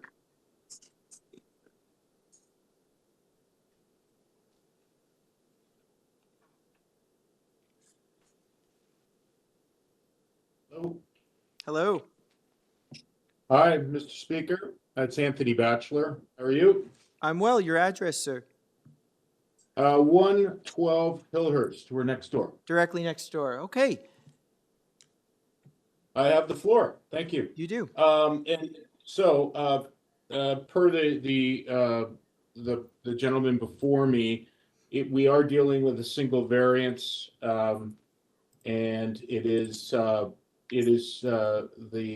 proposed floor space index is 0.71, which is approximately double what currently exists. I'd like to provide some context. So my wife and I went door to door in the neighborhood. We went to roughly about 10 different families. There's supporting letters that I think you've got on the screen right now. Not everyone wrote a letter, but we were surprised at how many people did write a letter and that were against what is being proposed here. In short, we believe that the proposed changes are well beyond reasonable to most people and not in line, despite what the gentleman before me said, not in line with the existing architectural norms, certainly in our community, but more specifically on Hillhurst. And we do believe that this is going to lead to a dwelling that is really out of proportion with the neighboring properties. There's a couple of things I want to point out. The gentleman did make reference to a house behind us that was put in. I think it's important to point out that there's actually two dwellings behind us that were built. In both cases, they went basically to the property lines on both cases, on both sides. They also removed all of the trees and replaced it just with grass. This is despite the fact that they had the plan promised trees that would be replaced with new ones, but none were ever planted. We're not sure why. The house was given a final inspection and it was passed, and they did not adhere to the plan that was submitted and approved by committee. So, in short, we believe that the proposed plan is completely out of proportion with the neighborhood. We're also extremely concerned, and it's interesting that the gentleman before me did not make any mention of the removal of all the trees. I think that's important. All of them, per the plan, unless I'm not reading it properly, are to be completely removed. And that in and of itself is just something that is unacceptable in our neighborhood and certainly on our street. I won't bore you for all the reasons why. I think it's pretty obvious if trees are removed. There's lots of environmental concerns that come with that. I'd be remiss if I did not also mention that we did not see any type of a lot grading plan with the paperwork that was submitted. We are concerned about the grading of the new property and potential water problems in the future. Our backyard is a foot lower than the current yard, and we didn't see any mention of any kind of retaining wall and curb along the side that abuts our property that is entirely necessary to protect us from water problems. So this proposal is not without, in our opinion, some significant concerns. It's missing a lot of detail. So we can start with the fact that they're doubling the size of the house, and we have some significant concerns around the removal of trees and the grading. So I know my time is, I got that done in 4 minutes. So with that, I'll turn it back to you, Mr. Speaker. Okay, thank you. Any questions at this time? No questions. Okay, I believe we have another speaker.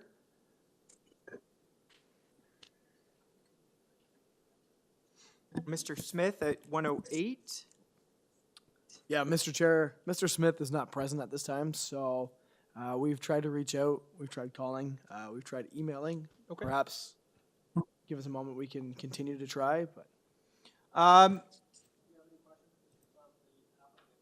Mr. Speaker, would it help if I reached out to him separately or no? Yeah, I mean, if you can. I mean, with the virtual format, we really need people to be here, or we've just got to move on. It's, Understood. I mean, I will note that, you know, there were a number of letters of concern that are on this file, and everything that was submitted by the deadline has been reviewed thoroughly by our members. So I just would like to put that on the record. Okay.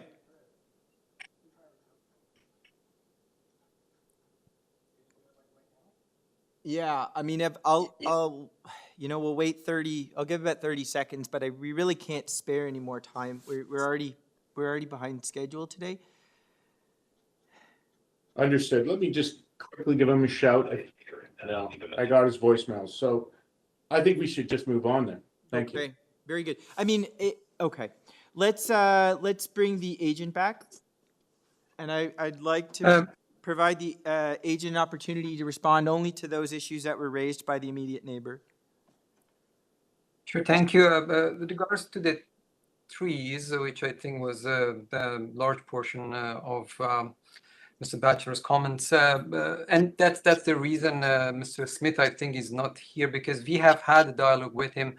His concern was the trees along the on the backyard, along the rear property line, which are the nice features. And I have submitted evidence that there has been a dialogue between me, him, and my clients, that they have no intention to remove those trees, and they like the trees as well, and they want to keep them. I'm not sure where Mr. Batchelor got those information that we are going to cut all the trees, and I have no information about the other properties might have done something as horrible as what he said. Regarding again the mass and the size of the building he mentioned, I think I didn't see any evidence and no planning merit on it. I have submitted massive evidence on the contrary to just support my application. The grading plan is not part of this application. Obviously, that's part of the building permit process, and whether or not we come before this panel, we have to comply with the regulations of the surface drainage. And he also mentioned the missing details, which same thing. Obviously, the building permit will have so many more details, such as the structure and many other things. So I'm sure he has contacted some other neighbors, as he mentioned, up to 10. And we have done a planning study of the entire neighborhood, as I just read the name of all 10 streets. And as I mentioned, we have come across several hundreds of the comparable approvals by the committee, larger than the number that we're asking. And I've shown only a few of them, which basically on some instances you see majorly higher approvals than what I'm proposing. I'd be happy to answer any question. Thank you. Okay, thank you. Questions? No questions? Okay. All right. Thank the agent and the neighbor for coming out and speaking. At this time, we have no more questions, and I'd like to move into committee.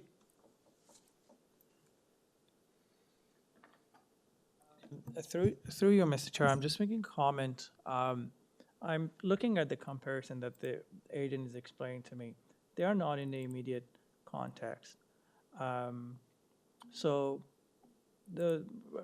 when I'm looking at the application, when the applicants, they want to explain about the comparison, to talk about like how it is comparable to what's built next to them, it's important that they refer to the immediate context and then the proof.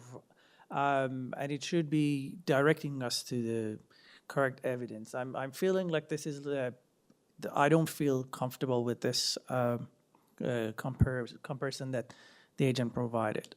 And the mass, it's, to me, it's not something that I feel comfortable with. Okay. Any other comments at this time?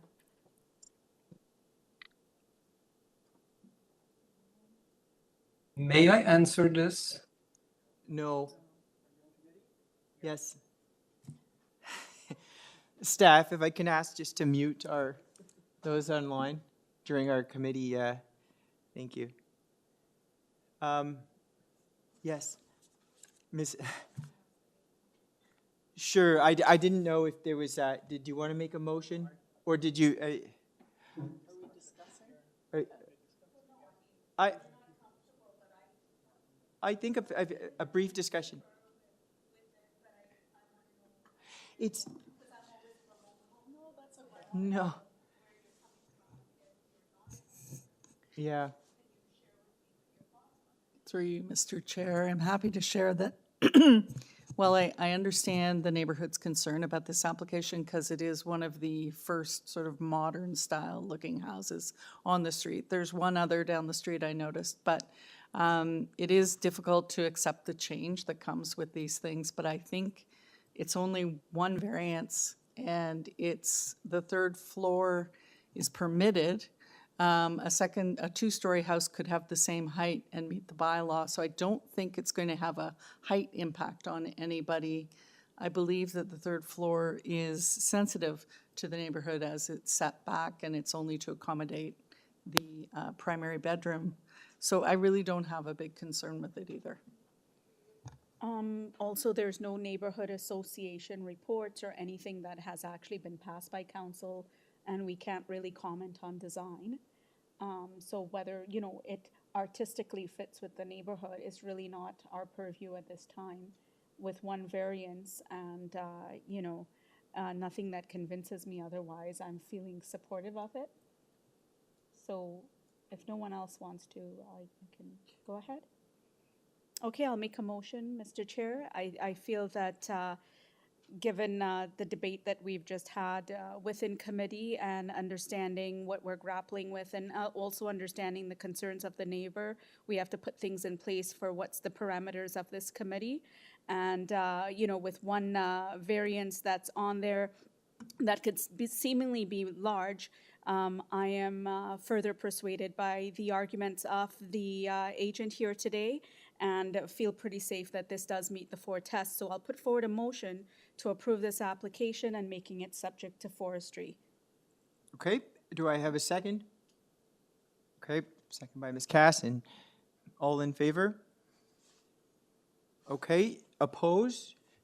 Okay, Mr. Fazeli opposed, so 4 in favor, 1 opposed. The motion carries. The application is approved. With Thanks so much. Okay, thank you. Yes, I think now would be an appropriate time. It's 4:18. We've made up 2 minutes in the session, so let's let's try to resume just before 4:30. I see 4:29. Okay.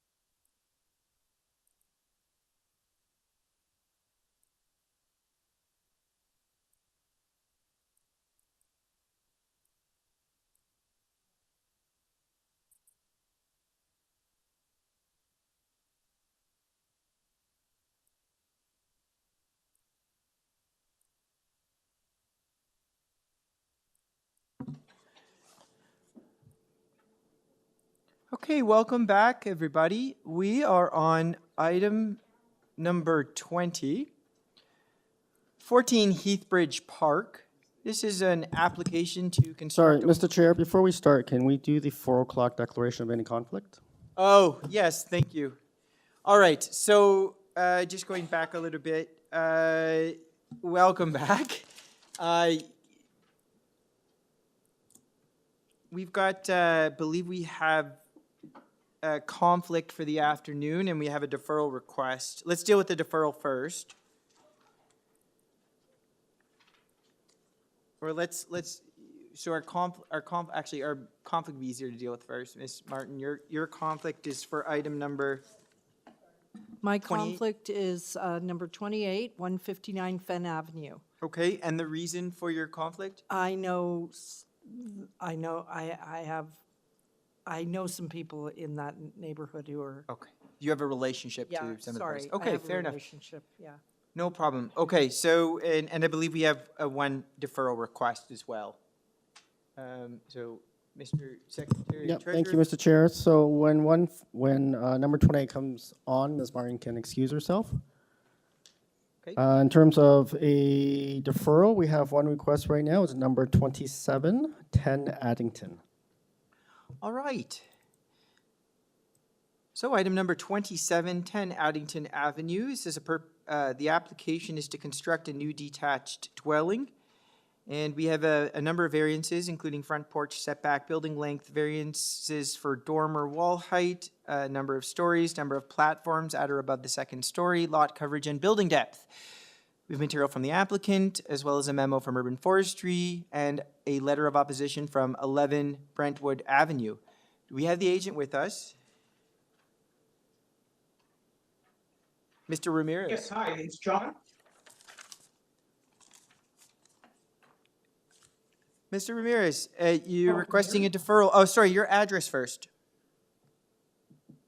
My address is 371 Strawberry Crescent, Waterloo, Ontario, postcode N2K3J3. Okay, thank you. And you're requesting a deferral? Yes, last week I had a conversation with the planner, and there was quite a bit of changes that were made to eliminate and reduce the variances that we've requested. There was a change in one of the variances which was an increase in regards to the main wall height and the dormer height. The planner does not have an issue with that, but he said we would have to defer it. Okay, very good. Any questions? Okay, no questions, and seeing as that there's no speakers, let's move into committee. We've got a request for deferral. Do we have a motion? Yes, Miss. Okay, I'll put forward a motion to approve this deferral request, sine die, to give the applicant a chance to discuss with key staff members and get his application in better order for the next round. Thank you. Okay, do I have a seconder? Second by Ms. Martin. All in favor? Okay, that is unanimous. The motion passes. The deferral request is approved. Okay. Mr. Secretary Treasurer, I presume there are no other deferral requests for items of... Not that I'm aware of at this time. Okay, thank you. Let's go back now to item number 20.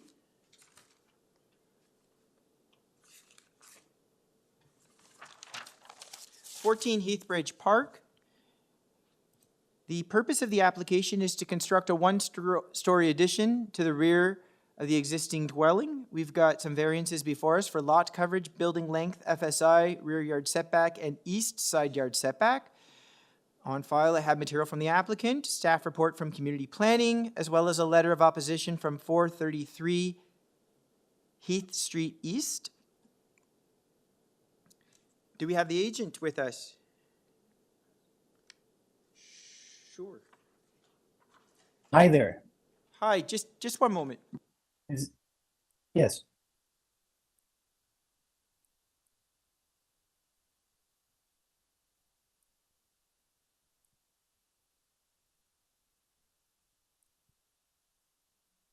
just some housekeeping.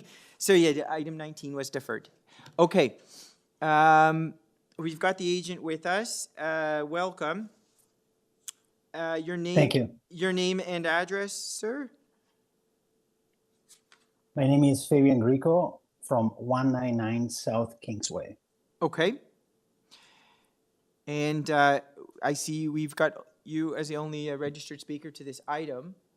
We have reviewed all of the material. I'm going to ask my colleagues whether or not they need a full presentation at this time. I think we can speak to it, but...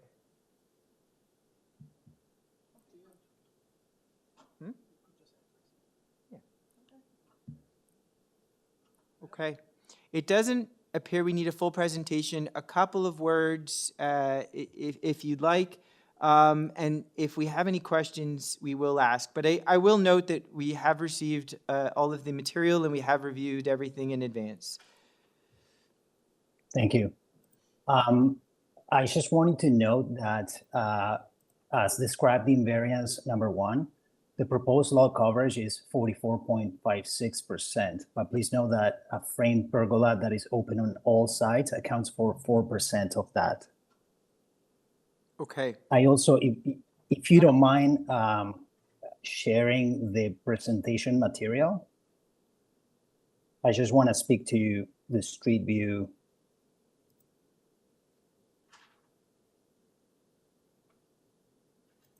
Thank you. So a third floor addition was originally considered, but we decided that a small rear addition was the best solution to meet the needs of a young growing family and also the least visible from Heath Street East, as shown in the street view. Most of the view is covered by an existing wood fence, hedges on the east, and a large evergreen on the west side. We've also reviewed our proposal with the assistant planner, who agreed our proposal is consistent with the existing pattern of development in the neighborhood, maintains the intent of the official plan and zoning bylaw, and that our proposal is minor and considered appropriate development for the site. Thank you for your time and consideration. Okay, thank you. Any questions?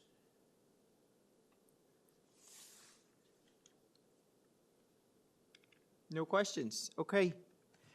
Seeing as there's no questions and no other speakers, let's move this into committee. Yes, Ms. Anker-Peralta. Yes, I think that, in light that there is, no one here to speak to the application, I have read the letter of concern. I have heard what the applicant has had to say in rebuttal of that, as well as looking at the application in its entirety. I do believe that it meets the 4 tests.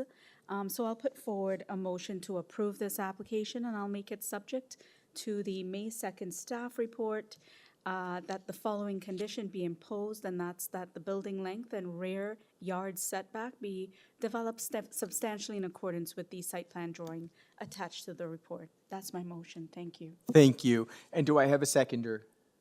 Second by Ms. Martin. All in favor? Okay, that is unanimous. The motion carries. The application is approved with the condition. Thank you. Okay, moving on to item number 21, 53 to 63 Shepherd Avenue West and 62 to 68 Bogert Avenue. This is an application to increase the building height, dwelling units, GFA, and decrease the amenity space. There's a total of 11 variances related to the items that I've just noted in the application. On file, I have material from the applicant, including multiple planning rationale reports, a late report from community planning recommending refusal, a late report from engineering construction services, and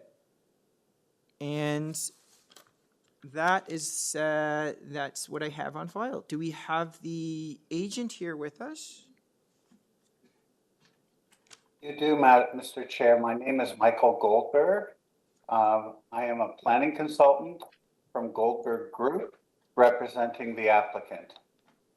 And your address?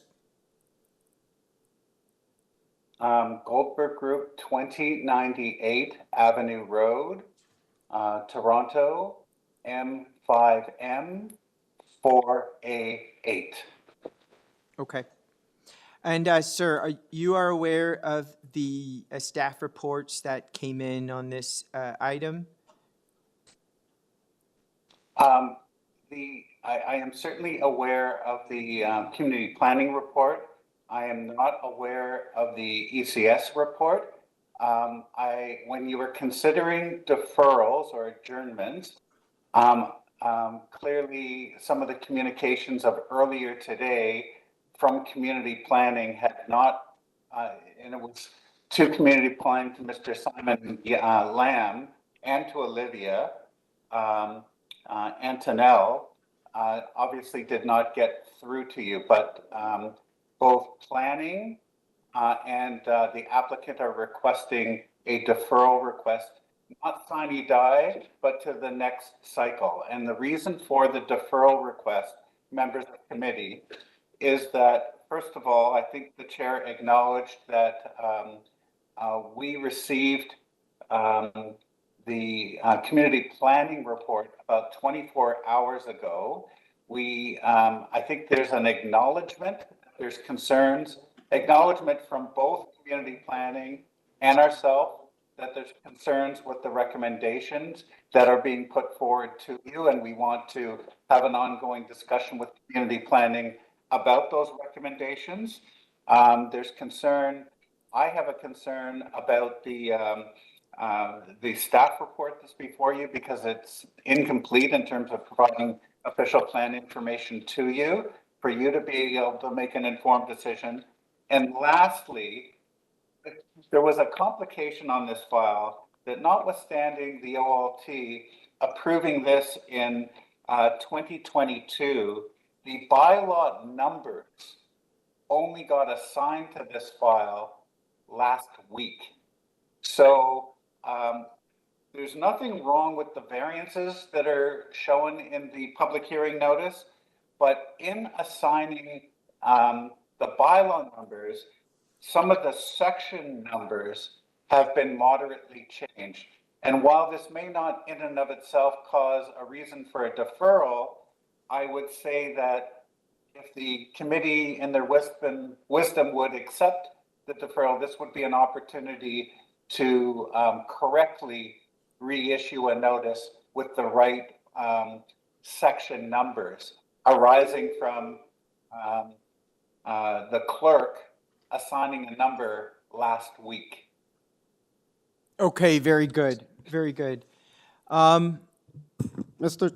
Chair, can I just say something? Yes. I understand the applicant had mentioned he's requesting a deferral to the next hearing. We don't normally do that. We don't know how long it will take for the applicant to fulfill the reasons why they're deferring. It sounds like it's rather complicated. And to further that, our next hearing cycle, which is May, the next hearing May, is closed. Yeah, fair enough. So to the agent, so you're aware, the committee staff will reschedule, but it may not be to the next hearing date. Okay, I will accept that. I'll just, all I'll say to committee in response to that is that this is a housing project, construction has commenced. So this isn't a hypothetical application about increasing additional housing units to this site. And there's time is very much of the essence so that we can coordinate the approval of the committee, should the committee approve it, with the construction that has already commenced. Fair enough. Just to comment briefly on your request for deferral, I would be willing to. I don't have any issue or concern with respect to request for deferral. I think given the scope of what's being asked for, and just to ensure that all of our T's are crossed and I's are dotted before this matter is heard. It's not. The scope is I think sufficient enough to warrant, certainly to warrant that, we're doing our due diligence here, and not rushing this. So I'm just quickly, I'd like to check in because we do have a second speaker, an area resident, and I'd just like to quickly check in with them. Mr. Chair, if I may, I believe that was an administrative error. Oh, That's, okay. I believe that was the agent from. Oh, very 20. good. Yeah. Okay, that makes things a little bit easier. So if there's no other comments at this time, I'm prepared to move into committee and address this request for deferral. Okay. Through you, Mr. Chair, I'd like to move a motion for deferral to allow the applicant to discuss the recommendations of planning and ensure that the public notice notes the correct variances. Okay, very good. Do I have a seconder? Second by Ms. Martin. All in favor? Okay, that is unanimous. The motion carries. The deferral request is approved. Thank you. Thank you. Moving on, item number 22, 48 Ridge Hill Drive. The purpose of the application is to construct a new dwelling. We've got a number of variances before us, including east side yard setback, driveway width, building depth, building length, front yard setback, rear yard setback, east and west side yard setback, and FSI. On file, I have material from the applicant, a memo from Transportation requesting deferral, and a memo from Metrolinx. Do we have the agent with us? Yes, you do. Good afternoon. I'm Drew Laszlo, agent for the owner. My address is 193 Rowe Avenue, Toronto. Thank you, Mr. Laszlo. Okay.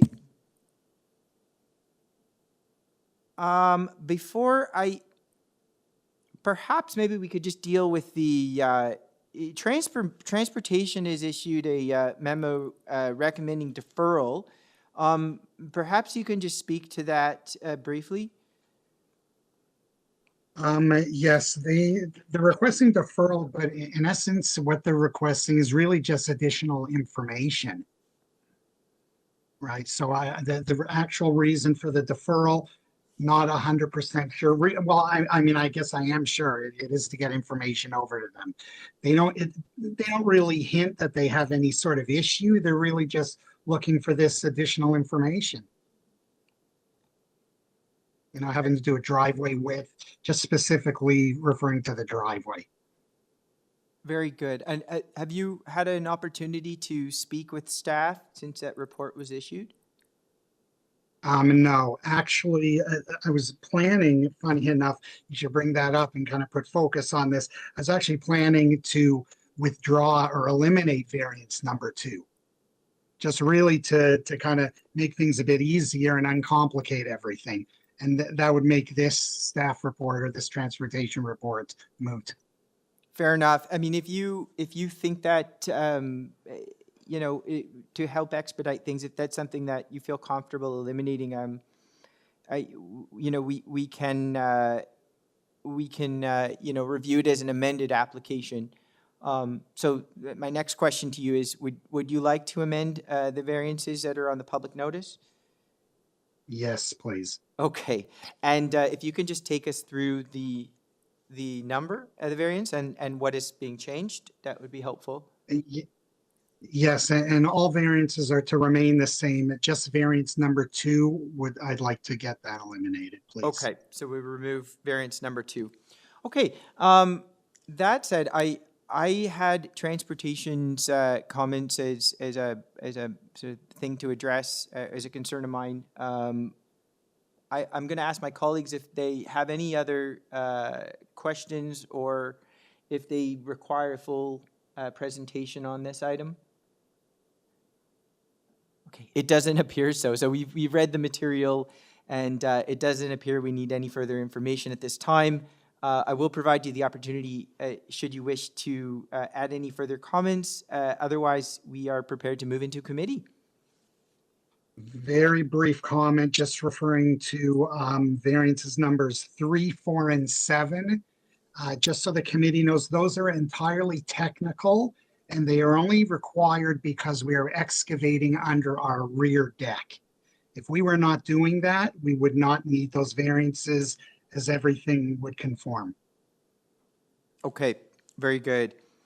Thank you, Mr. Laszlo. Thank you. Okay, at this time, if there's no questions, we will move into committee.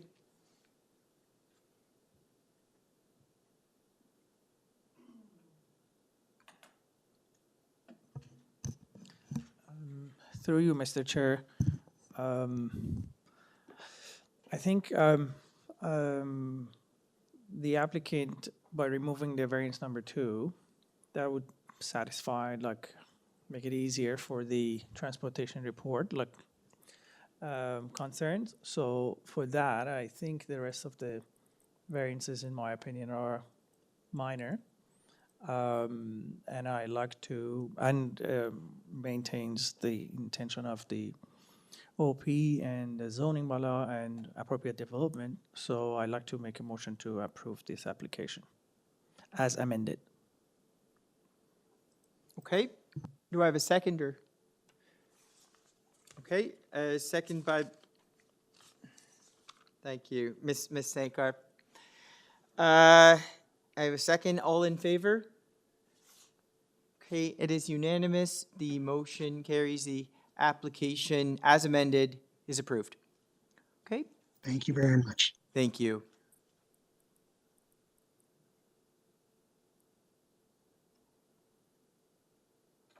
Okay, we're on to item number 26 now.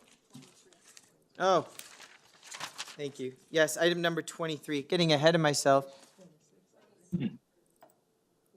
Yes, 26 Braeside Road. Item number 23, address 26 Braeside Road.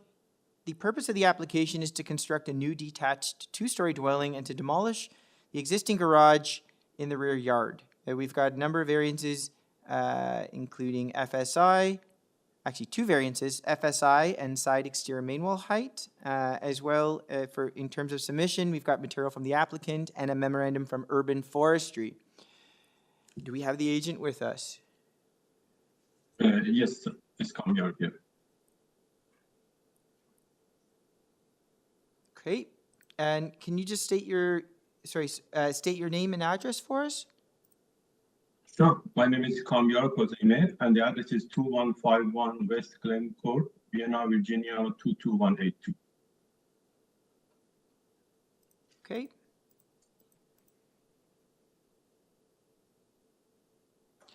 I'll ask my colleagues whether they require a full presentation on this item. It appears we have some questions, and actually, you know what, I think perhaps a brief presentation would be warranted with this one. Sure, I would be happy to. Yeah, okay. Yes, the floor is yours. Okay, thank you. So as you mentioned, we have just 2 variances, and we don't have height or setback or building length. The first one, FSI, the reason for that is this property is one of the smallest lots in the neighborhood, and it's like an anomaly. And the area that we are proposing to build, 2,250 square feet, which is a reasonable size for a small family house. And because the area of the lot is small, it makes the FAR higher, and still it's within the approved FSI range in the neighborhood. That is for the number 1 variance. And can you go to the elevation within the line diagram, if you don't mind? On our cover letter side.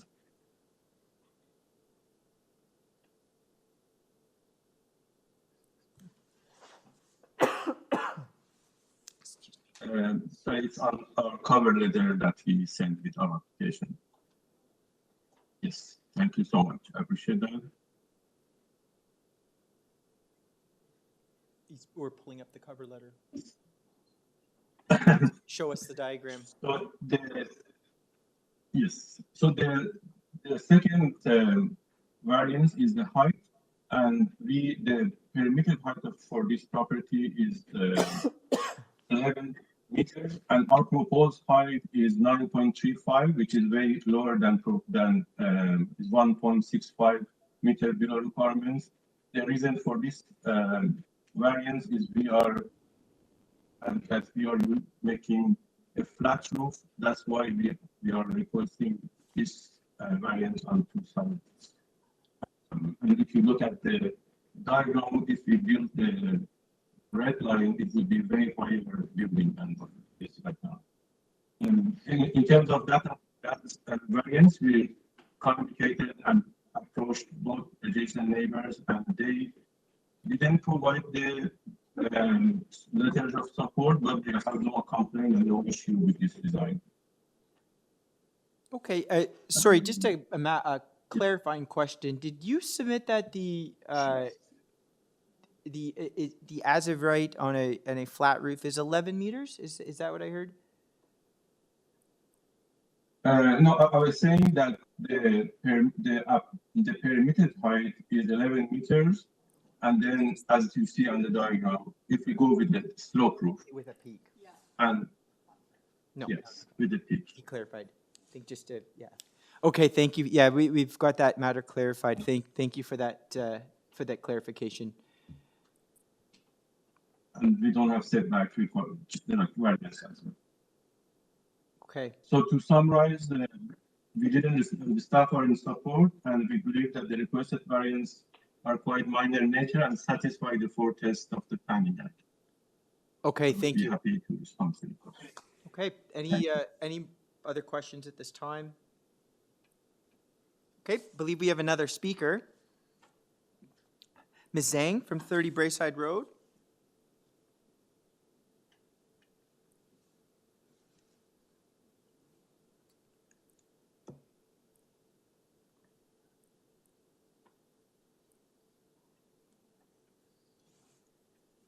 Ms. Zhang, are you with us?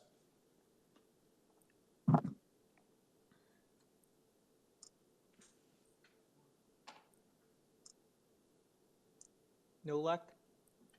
No, she was All right.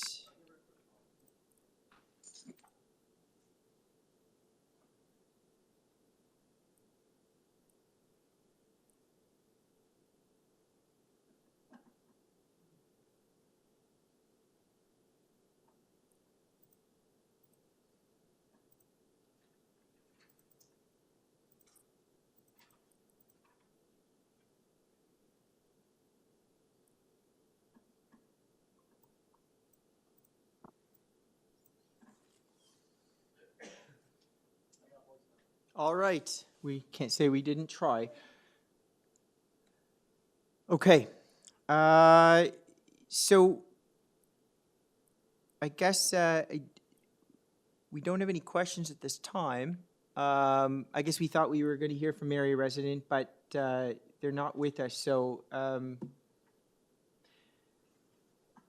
it appears we're ready to move this right into committee for a decision.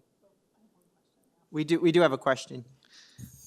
Sorry, just because it mentions it in the description, although it's not directly related to a variance, it says that the garage in the backyard's intended to be demolished. It appears to be a semi-detached garage with the adjacent neighbor. What's the plan to maintain the garage on the neighbor's side? So let me, 1 second. Can you go to the floor plans if you don't mind? He's, I think, just pulling up his plans. Oh, sorry, I'm asking, can you share the screen or I can pull up?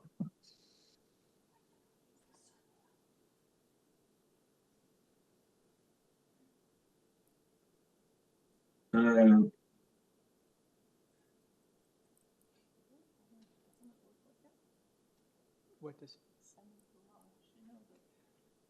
Yeah, we just dealt with this too. It's a tough one. Yeah, we are keeping the neighbor. As you see it. So we are just touching all.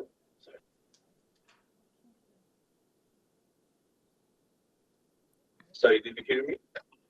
Sir, yes? Sorry, I was going to say, so the way we are looking at this neighbor garage is we're going to keep them and don't touch it, and we're going to just work on our side. So the neighbor garage will be stay as is, untouched. So if I understand correctly, you're planning to demolish half of the garage, the half that's on your client's property, and I presume reconstruct a new side main wall on the property line to maintain the neighbor's side of the garage? Is that correct, if I understand correctly? Yes. Did you get that? Okay. Okay, thank you. Any other questions? Thank you. Okay. Okay, seeing as there's no other questions, let's move into committee.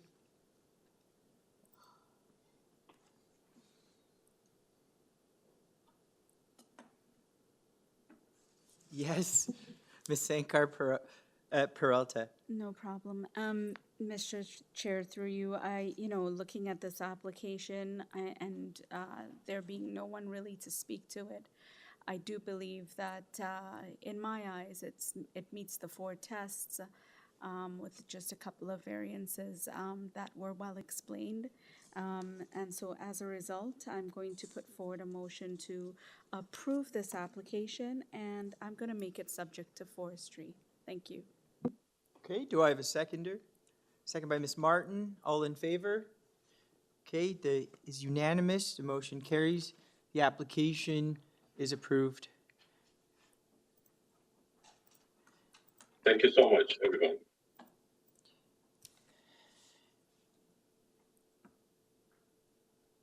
All right, we are now on to item number 24, 95 Shepherd Avenue West. The purpose of the application is to facilitate the use of an early child education facility. And before us, we have one variance related to the number of parking spaces. I've got material from the applicant, a letter from the city councilor, memo from transportation recommending deferral, a late memo from engineering and construction services, and a late memo from transportation, who have revised their comments from a previous memo that was submitted. We have the applicant with us? Can everybody hear me okay? Yes, Mr. Hatch? No, this is actually Morgan Dundas. Oh, thank you, Mr. Dundas. Your address? 227 Pape, Okay. Pape Avenue in the city of Toronto. Okay, just give us a moment. Sir, perhaps you can address some of the comments from transportation services. Just give us an update. I mean, it seems like a pretty straightforward application. We're dealing with one variant, transportation related. So if we could just have some words, just kind of getting us up to date on where you're at with transportation staff. Mr. Chair, we can put their latest memo. It's up there. There, that's the. Through you, Mr. Chair.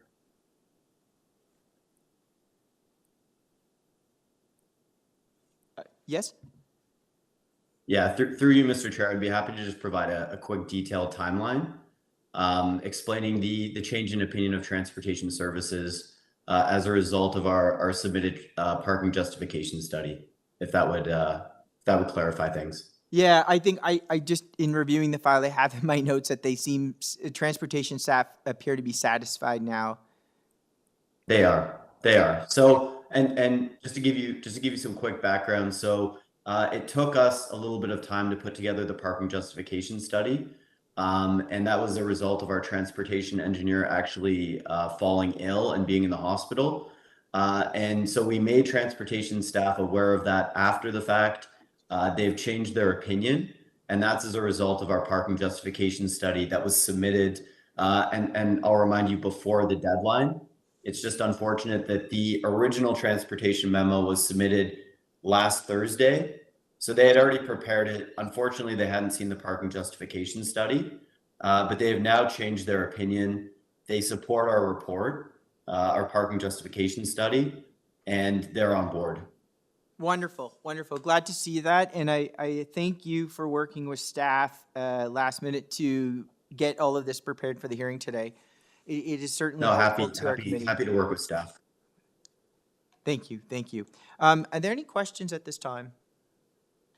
No, it doesn't appear we have any questions, and I don't believe we need to hear a full presentation on this, just as we've addressed those that matter related to transportation. Okay, so if there is nothing else at this time, we will move into committee. Ms. Casson. Mr. Chair, if there are no other comments, I'm happy to move a motion for approval for this application. I think that the variances are minor, and given its location along the Shepherd corridor, the requirement for parking can be, the reduced parking that is being provided is acceptable and won't have a negative impact on the neighborhood. I think it meets the 4 tests and is totally appropriate for the area. Okay, do I have a seconder? Second by Ms. Martin. All in favor? Okay, that is unanimous. The motion carries. The application is approved. Thank you. Through you, Mr. Chair, thank you. Thank you, and members of the committee. I know it's been a long day, so. Item number 25, 140 Chatsworth Drive. The purpose of the application is to alter the existing building by constructing a rear second floor deck on the existing roof. We have one variance before us for deck setback. We've got material from the applicant, as well as multiple letters of support. We have the applicant with us. Yes, Jonathan Hatch, 6 Bishop Street, Toronto, Ontario, M5R 1 and 2. Thank you, Mr. Hatch. I had a very quick question, but actually first I might ask if my colleagues require a full presentation on this item. I'm seeing not. Okay, I do have one quick question just regarding the use of privacy screening, whether or not that was a consideration of the application. Yes, it's actually on the second floor plan, and we already have it on plan. Oh. 1.5 meter privacy wall. Oh, fantastic. I must have missed that, and I apologize. Just pull that up if we can.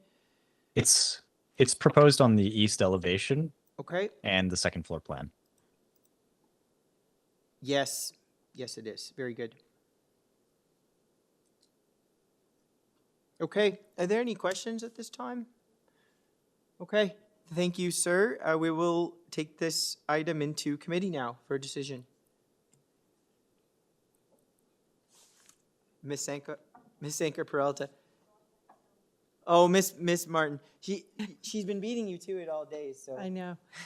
I'd like to put forward a motion to approve this application. It definitely meets the 4 tests and is appropriate to the neighborhood. I don't think there's any conditions, but. No conditions. Okay. And do I have a second? Second by Mr. Fasali. All in favor? Okay, that is unanimous. The motion passes. The application is approved. Item number 26, 117 Sherwood Avenue. The purpose of the application is for a rear addition. We've got 2 variances for front yard setback as well as building depth. We've got material from the applicant and a letter of support upon condition from 119 Sherwood Avenue. Okay. We have our agent with us. Good afternoon, Mr. Chair and fellow committee members. My name is Derek, and my address is 38 Cameron Street in Toronto. Okay. Derek, do you have a last name?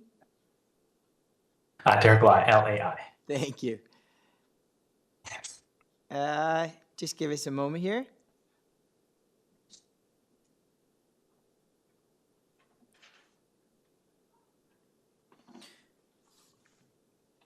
Okay, I'm going to ask my colleagues whether they require a full presentation on this. It doesn't appear so. If there's anything you'd like to add at this time, now is your opportunity. Otherwise, we'll move this right into committee. Yes, I think that we can move it to committee. We may have a question before I take us into committee. Yes. No problem. I have one question, Mr. Chair. Regarding the proposed front yard setback, is that just an existing condition that you're regularizing? I'll let the applicant speak to it. I think it has to do with the enclosure. It's the And the purpose. family's main concern is to like enclose that front porch. It's not an existing condition. They're thinking to close it with glass, and it's mainly because they have strollers and they're using that front for an office, so they really want to kind of make use of that space during the winter. Yeah, I'm just going to ask staff a question, just whether or not we need to amend the purpose to include the front porch enclosure, just seeing as that the variance is related specifically to a front porch enclosure. Is that yeah? Okay. Okay. Does that satisfy your concern? Okay. Any other questions, Ms. Martin? Okay. Okay. Seeing we have no other questions, if there's nothing else from the agent, I will move this into committee. All right. We're in committee now. Ms. Sankar-Peralta. Okay, looking at this through you, Mr. Chair, I do believe that this is quite minor.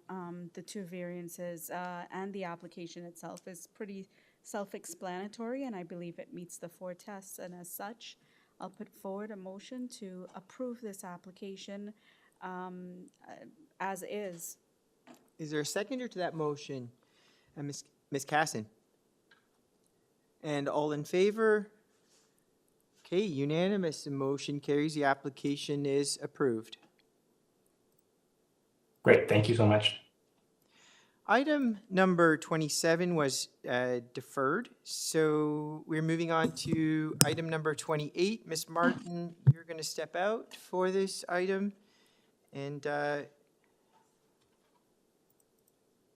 we will notify you once it's complete. So item number 28, 159 Fenn Avenue. The purpose of the application is to construct a new dwelling, requires variances for lot coverage, pedestrian entrance height, front platform height, building height, and front porch encroachment.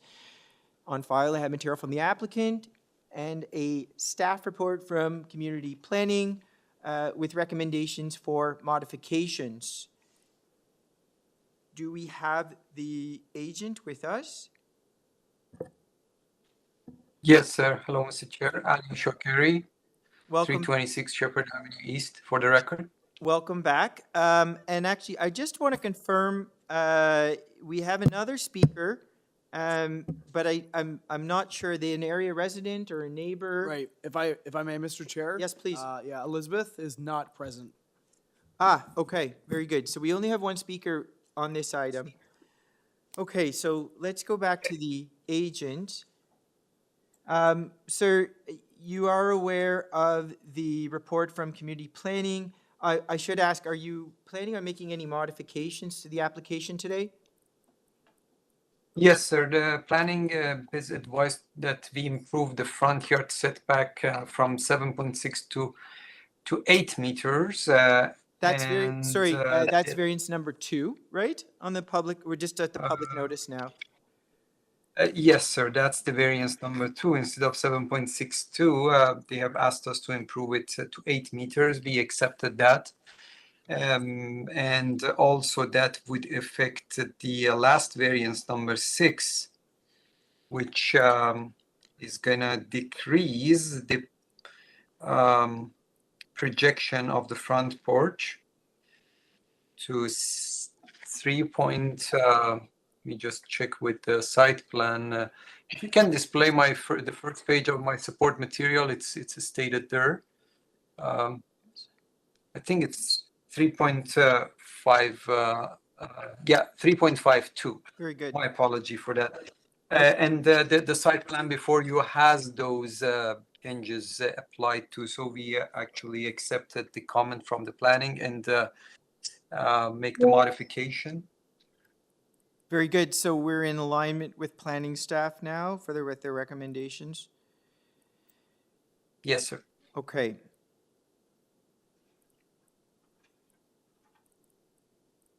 I basically have no comments here if there is no other speaker, but I'm happy to answer any question. Thank you.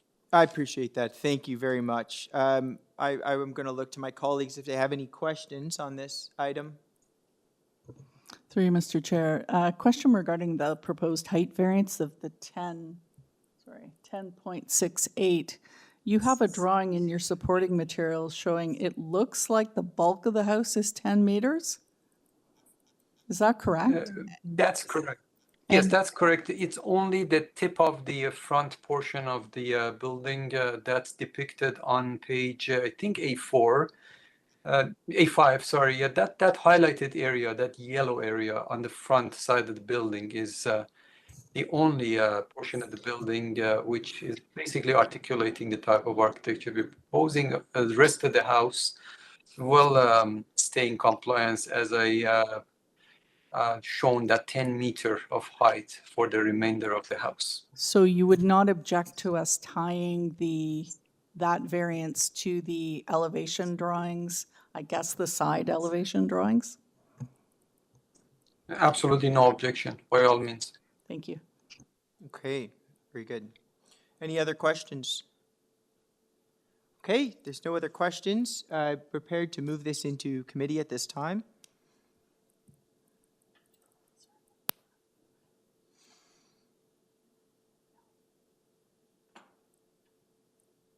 The door?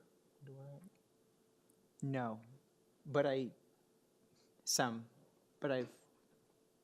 did a bit of analysis on that. I'm satisfied, yeah. Yeah, you have a motion. Of course, so, sorry, just for transparency, my colleague asked whether or not I had any concern with the front door height, and I don't, just in full transparency, okay? Ms. Sanker-Peralta? Yeah, sure. I'll put forward a motion. So I'm gonna, I've looked at this application. I feel like it is self-explanatory, and I feel in the absence of no one here to speak to it, that, that holds a bit of weight in terms of my reasoning of the application. I think that also the applicant has done modifications to a couple of variances. That variance number 2 and number 6 have now been modified to meet the May 2nd staff report. So as such, I'm putting forward a motion to approve this application subject to the changes made here by the applicant today, in that variances number 2 is now 8 meters and variance number 6 is 3.52 meters. Okay, very good. Do I have a seconder? Mr. Chair, I'd be happy to second if my colleague would accept an amendment to her motion about tying the variance, sorry. To the side. To the side elevations. Yes, I meant to. The variance for height. So we will add. Yes. Both sides, the east and west side elevations. Yes, I accept that friendly amendment from my colleague. Thank you for catching. To tie the site plan to the east and west side elevation drawing? To tie the development to tie variance 5, the height. Okay. Substantially in accordance with? Substantially in accordance with? Is that? Yes, absolutely. What she said. Okay, you're satisfied with that? I'm satisfied. Okay. Thank you. Okay, so we've got the motion. We have a second by Ms. Casson. All in favor? Okay, that is unanimous. The motion carries. The application, as amended, is approved. Thanks so much. Thank you. Okay, let's let's get Ms. Martin back, and as we head to our last item of the day.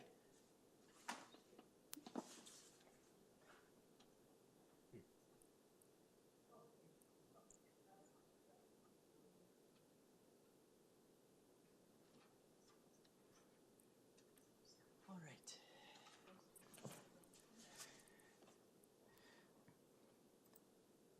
Item number 29, 321 HILLHURST Boulevard, is an application to construct a new detached dwelling with an integral garage. It includes 2 rear basement walkouts and a second floor rear balcony. There are a number of variances before us, including east and west side yard setback for rear deck, lot coverage, platform area, east and west side yard setbacks, rear setback, building height, building length, and building depth. On file, I have material from the applicant, memo from Urban Forestry, and a staff report from Community Planning. Through you, Mr. Chair, just want to make a quick note that we have 1 speaker in the gallery today. Oh, very good. Okay. Let's get the agent.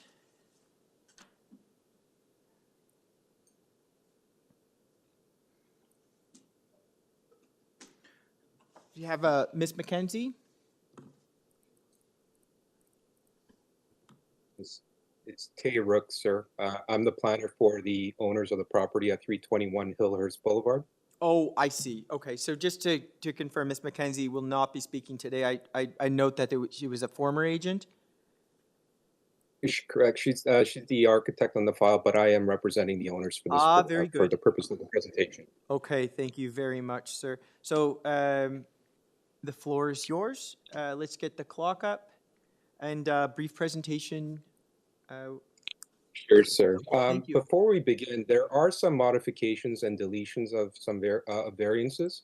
Okay. The first variance that is being revised is variance number 1, the rear deck east side yard setback. Okay. It is proposed at 1.52, but it's being revised to 1.54 meters, so slight increase.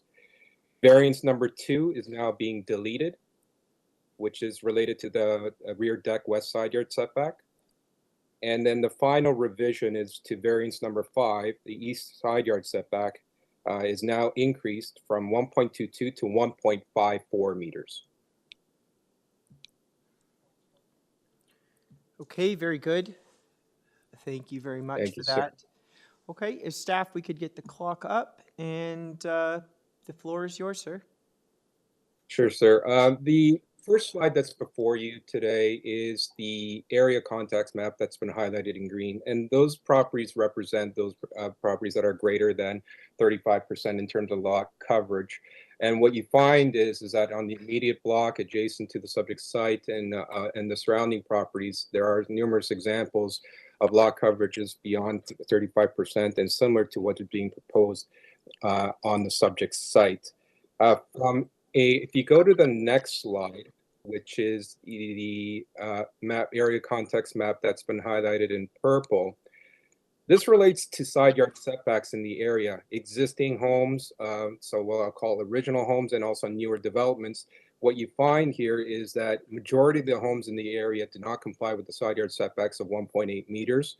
It's less than what is being proposed. It is less than what is permitted in terms of the zoning bylaw. And it's consistent in terms of the existing side yard setbacks. For example, on the subject site itself, there is reduced side yard setbacks on both the east and west side yards. So the proposal, with its revisions, is specifically to the side yard setbacks. What it has done is, 1, if you go to the next slide, which is the site plan, on the west side,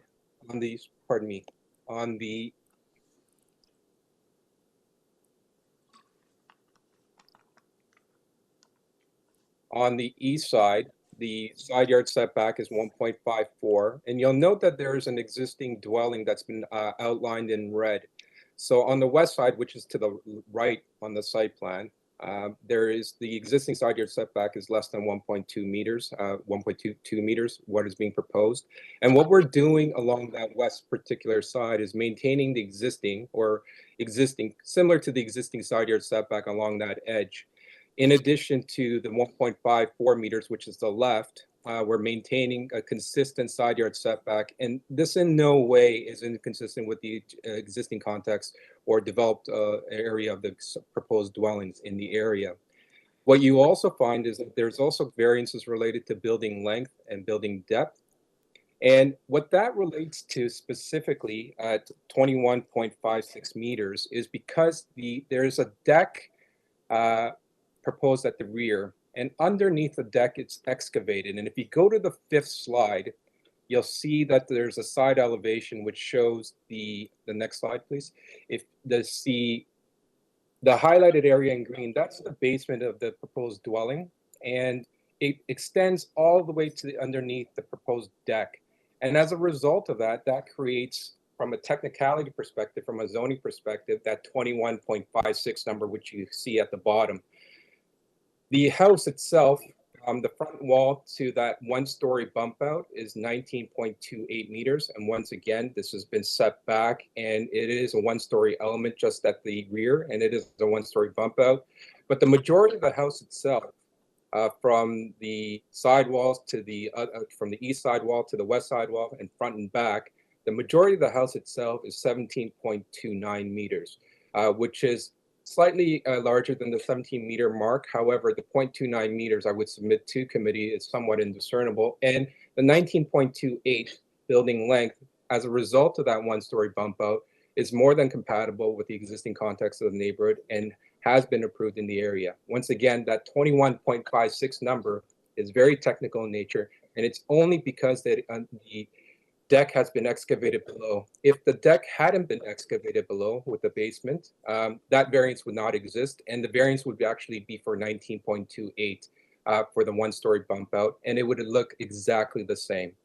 Once again, there's also a variance related to rear yard setback, and if you go back to the site plan, which is the 3rd slide, this again is somewhat of a technical variance. You'll see at the top, there's a number that's circled at 9.14, and it's measured to the edge of the rear deck. However, that's being measured to that point as a result of the fact that, once again, the deck has been excavated underneath. If you measure from the rear lot line to the front, the one-story bump out at the rear, it's actually 11.43 meters. And once again, if that deck hasn't been excavated below, that variance would not exist, and it would look exactly the same. There is one, with regards to the building height, there is a variance for building height. And if you go back to the side elevation again, which is variance slide number 5. Just going to ask you to wrap up soon, sir. Yes, sir. Last point. 10.3 meters is the variance for height, whereas 10 meters required. You'll see there's 2 triangular areas that have been highlighted at the front and back of the house at the roof lines. That's the extent of the variance. Majority of the house itself is in compliance with the zoning bylaw. I know there's speakers. I will address their comments at the time, but if there's any questions, I'll be glad to answer them. Thank you. Any questions? Okay, we have no questions at this time. We do have another speaker.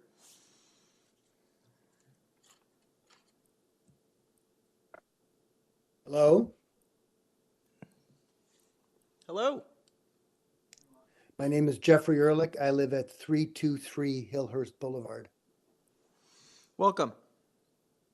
Thank you. Would you be kind enough to note on the overview that there are 2 large trees on the front lawn? Those trees have been removed. They were 110 centimeter calipers. I think that somebody should address that issue with forestry. I never saw any permits, and the trees are gone.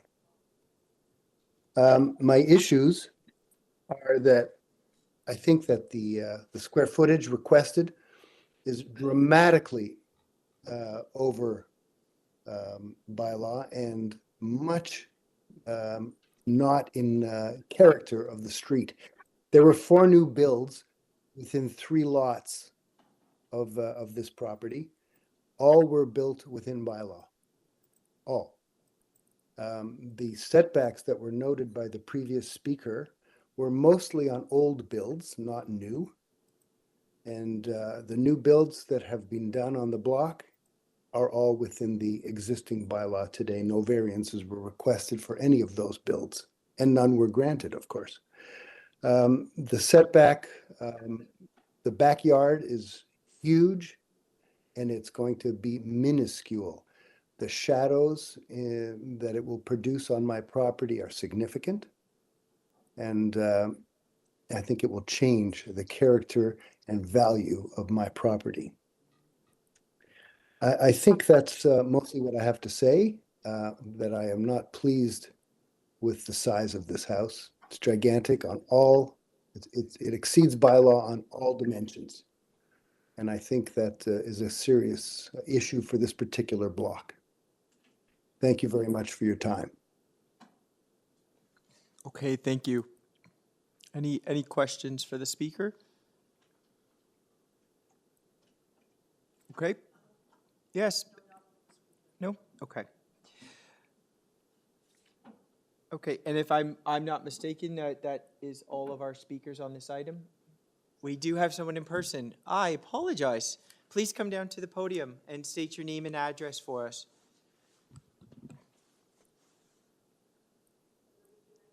Oh, just at the podium, and there's a button that will turn on that microphone for you. Just, there you go. My name is Shirley Hannock. I live at 704 Briar Hill, which is directly behind this proposed new build. I'm, like Mr. Ehrlich, very concerned about the size of the property or the building that is proposed. Lately, all we have seen in this neighborhood are hotels being built. They're not houses. They are big black boxes. Next door to Mr. Ehrlich on the west side, it's a black box. We've had no idea or no references to what this new build is going to look like in our paperwork. All we know is that it's going to be huge. There are 2 walkouts intended from the basement, and they are very close to the property line, to the back. My question is there going to be a pool built back there? If so, are they going to be taking down the trees? As it is, we already have no privacy. We already have all of our sunlight reduced. And, this isn't just from this proposed new build, it's from the other new builds in the area. The entire neighborhood is losing its charm, it's losing its value, and all people see is that it's time to knock down the little guys and put up these mega houses. I've lived there for 45 years. My back neighbors who lived in that house took care of their property. This house has now been empty for 2 years and has been totally overgrown for that entire period of time. I'm just objecting to the size of what they plan and how much of the property, how much of the land it's going to take up. Thank you. Thank you. Are there any questions for our speaker? Okay, no questions. Okay, and I just want to confirm, we don't have any other speakers on this item? No? Okay.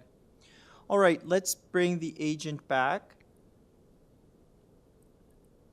Sir, I'll give you the opportunity to reply to the comments and concerns that were brought up by your neighbors. Yes, thank you, sir. I'll address the trees first. So the trees in the rear, they're going to remain. There is no pool being proposed at the back. So there's no plans to demolish, remove any trees at the back. In terms of the trees that were at the front that were mentioned, the 2 trees, my client did actually receive a permit, and tree permit removal was issued on November 21st, 2023. The permit number is 120-125-19-NY.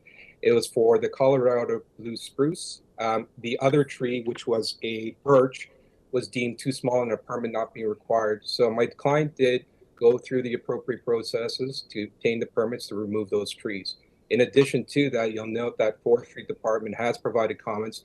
They have no issues with the illegal removal of trees, which it wasn't, and also with this application in terms of, from a forestry perspective, only issuing a condition number 3 to be applied if the application is approved.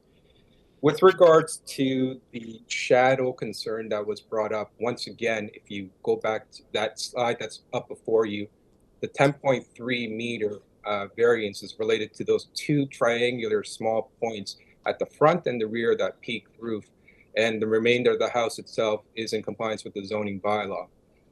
With regards to the lot coverage, once again, I didn't mention this earlier, but because the deck is excavated underneath, it is being calculated as part of coverage, which results in the 46.61% number. However, once again, if that deck was not excavated, that number goes down to approximately 38%, which is consistent with the zoning bylaw, slightly above the 35% requirement from the zoning perspective. So once again, a lot of these variances that are before you are somewhat technical, and it's created by the excavation of the basement underneath the deck.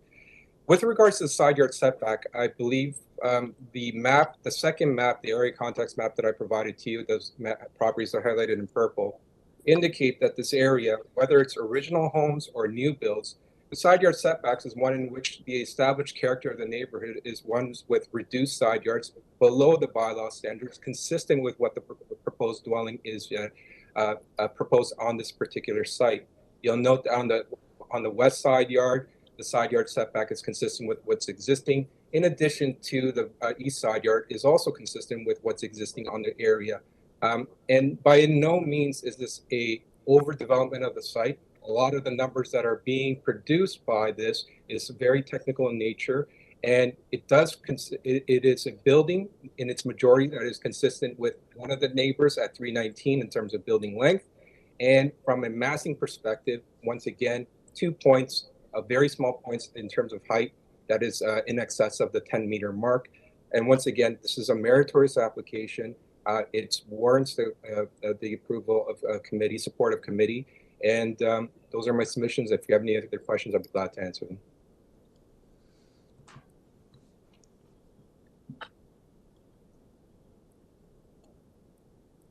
Do you have any questions at this time?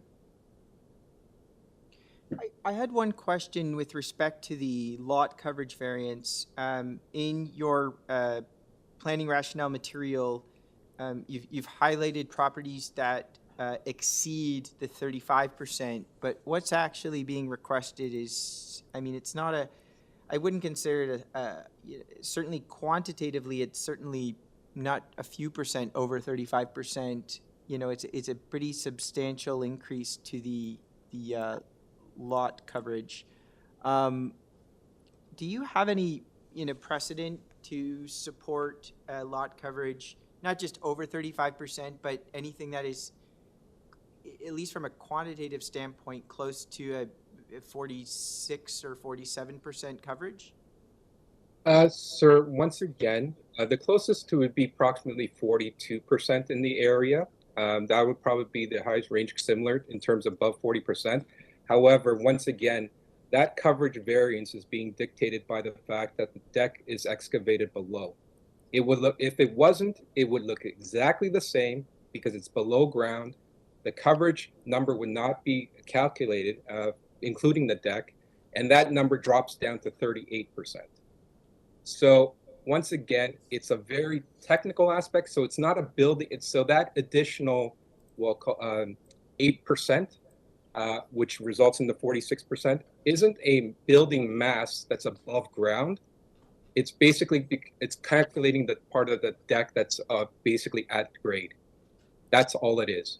So from a massing perspective, what you see is a house of approximately 17.28 meters with a one-story bump out at the rear, which is common for new builds within the area.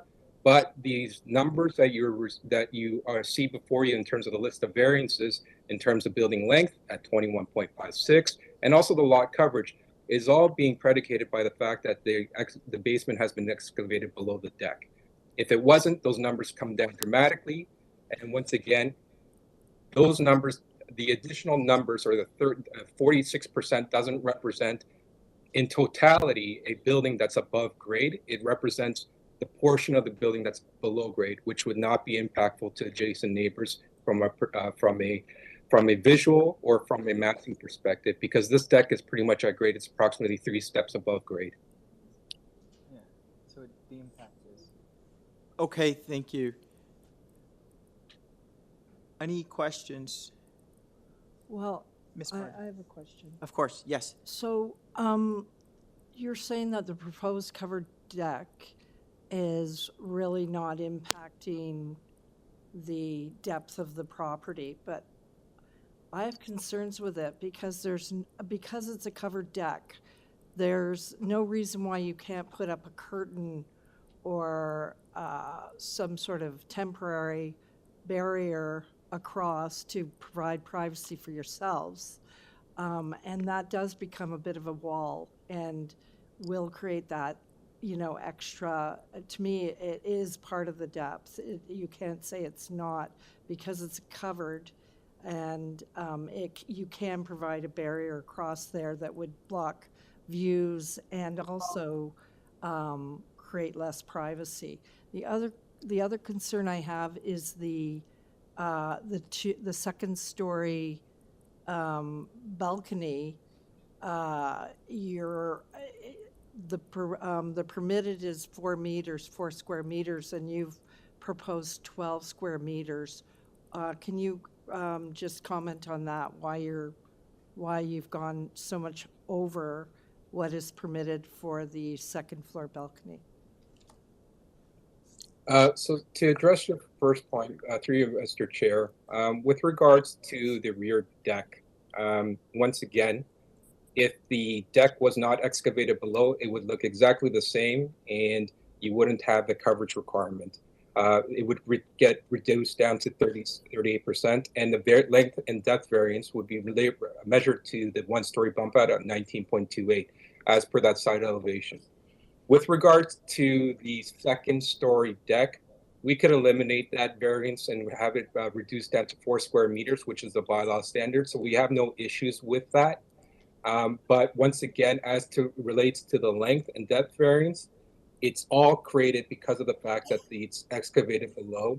And once again, it would look exactly the same, but your variance number would now be 19.28 meters with that covered deck. And it would only be measured to the rear wall of the one-story bump out, which is to 19.28, a one-story element. And it's set back and recessed back along the side lot lines, approximately 1.83 meters from the west side lot line. Okay.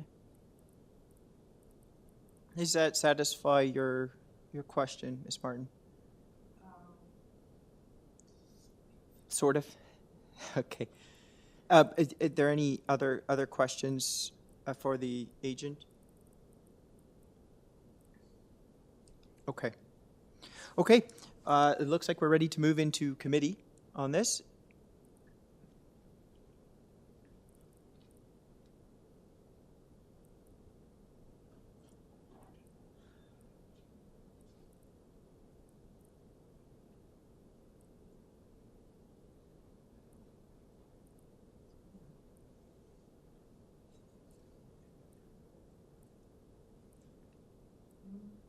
If we're going into committee, I just want to say I think that we should have the balcony reduced to 4 square meters, the second floor balcony. The applicant has agreed to do that, and I think it's appropriate to eliminate that variance. I think it's variance number 4. That is correct.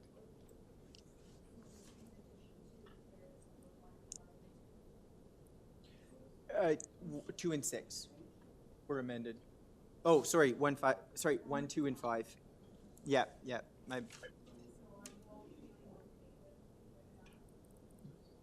Just to be clear, variance 1 was revised to 1.54. Yeah. Variance 2 has been deleted. Yeah. I agree to delete variance number 4, which relates to the second story platform, and variance 5 has been revised to 1.54.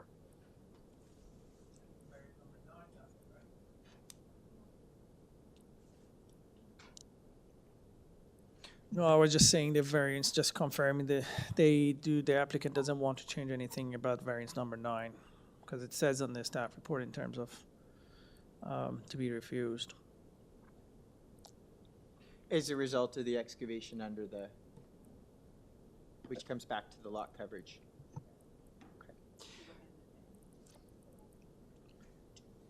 I haven't taken this into committee yet, so I'm going to ask if there's any other questions at this time. No questions? Okay. We're moving into committee. Ms. Sankar-Peralta. Are you all okay with, me moving forward without number 9? Like, is there any discussion point about number 9 that you want me to consider? Because I'm wanting to move with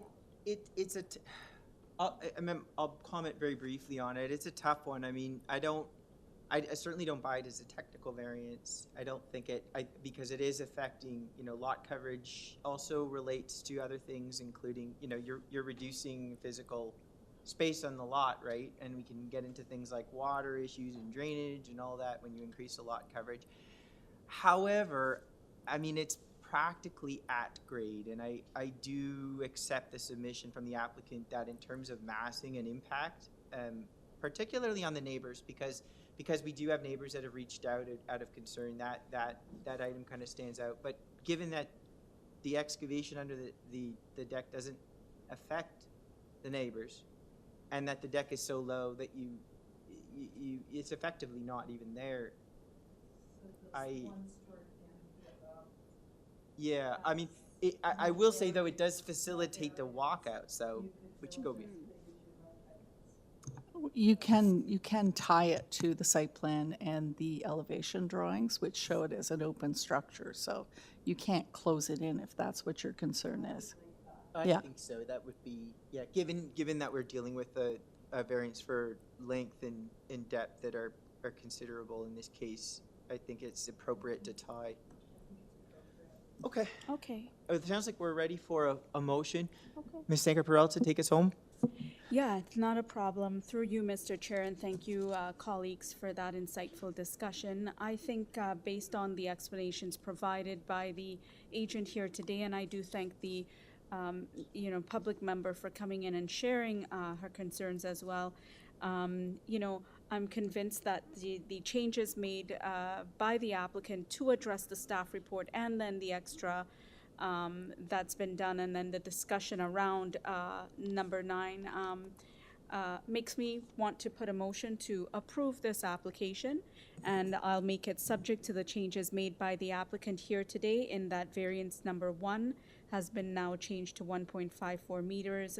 Variance number 2 is eliminated. Variance number 5 changes to 1.54 meters, and variance number 4 is also eliminated. And I'd like to tie this to the site plan and elevation drawings that were submitted to the committee, and I'll make it also subject to forestry. Thank you. Do I have a second for the motion?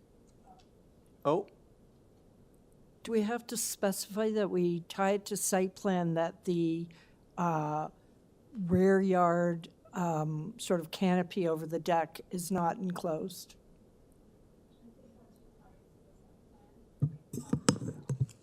Sorry, Mr. Chair, if you tie it to site plan, the side yard setbacks have changed.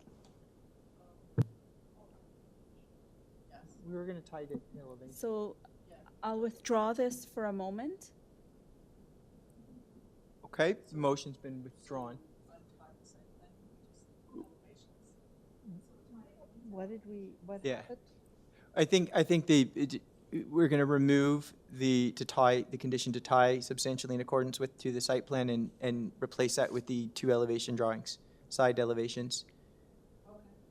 Does that satisfy your substantially in accordance with? Yeah, and I think that's fair consideration to address the Great. openness.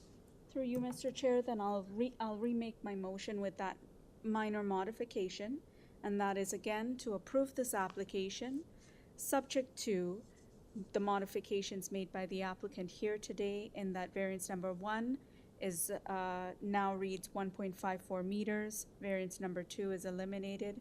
Variance number 4 is eliminated. Variance number 5 is now 1.54 meters. Forestry applies, and I'm going to tie this substantially in accordance with the side elevation drawings submitted in the report. Thank you. Do I have a seconder? Okay, second by Ms. Casson. All in favor? Okay, that is unanimous. The motion carries. The application as amended is approved. Thank you very much. Thank you, everybody, for today. Appreciate all of the hard work. And do I have a motion to adjourn? The time is now 5:52 p.m. We have a motion by Ms. Martin, second by Ms. Sankar, and all in favor, unanimous, and we are adjourned. Thank you very much.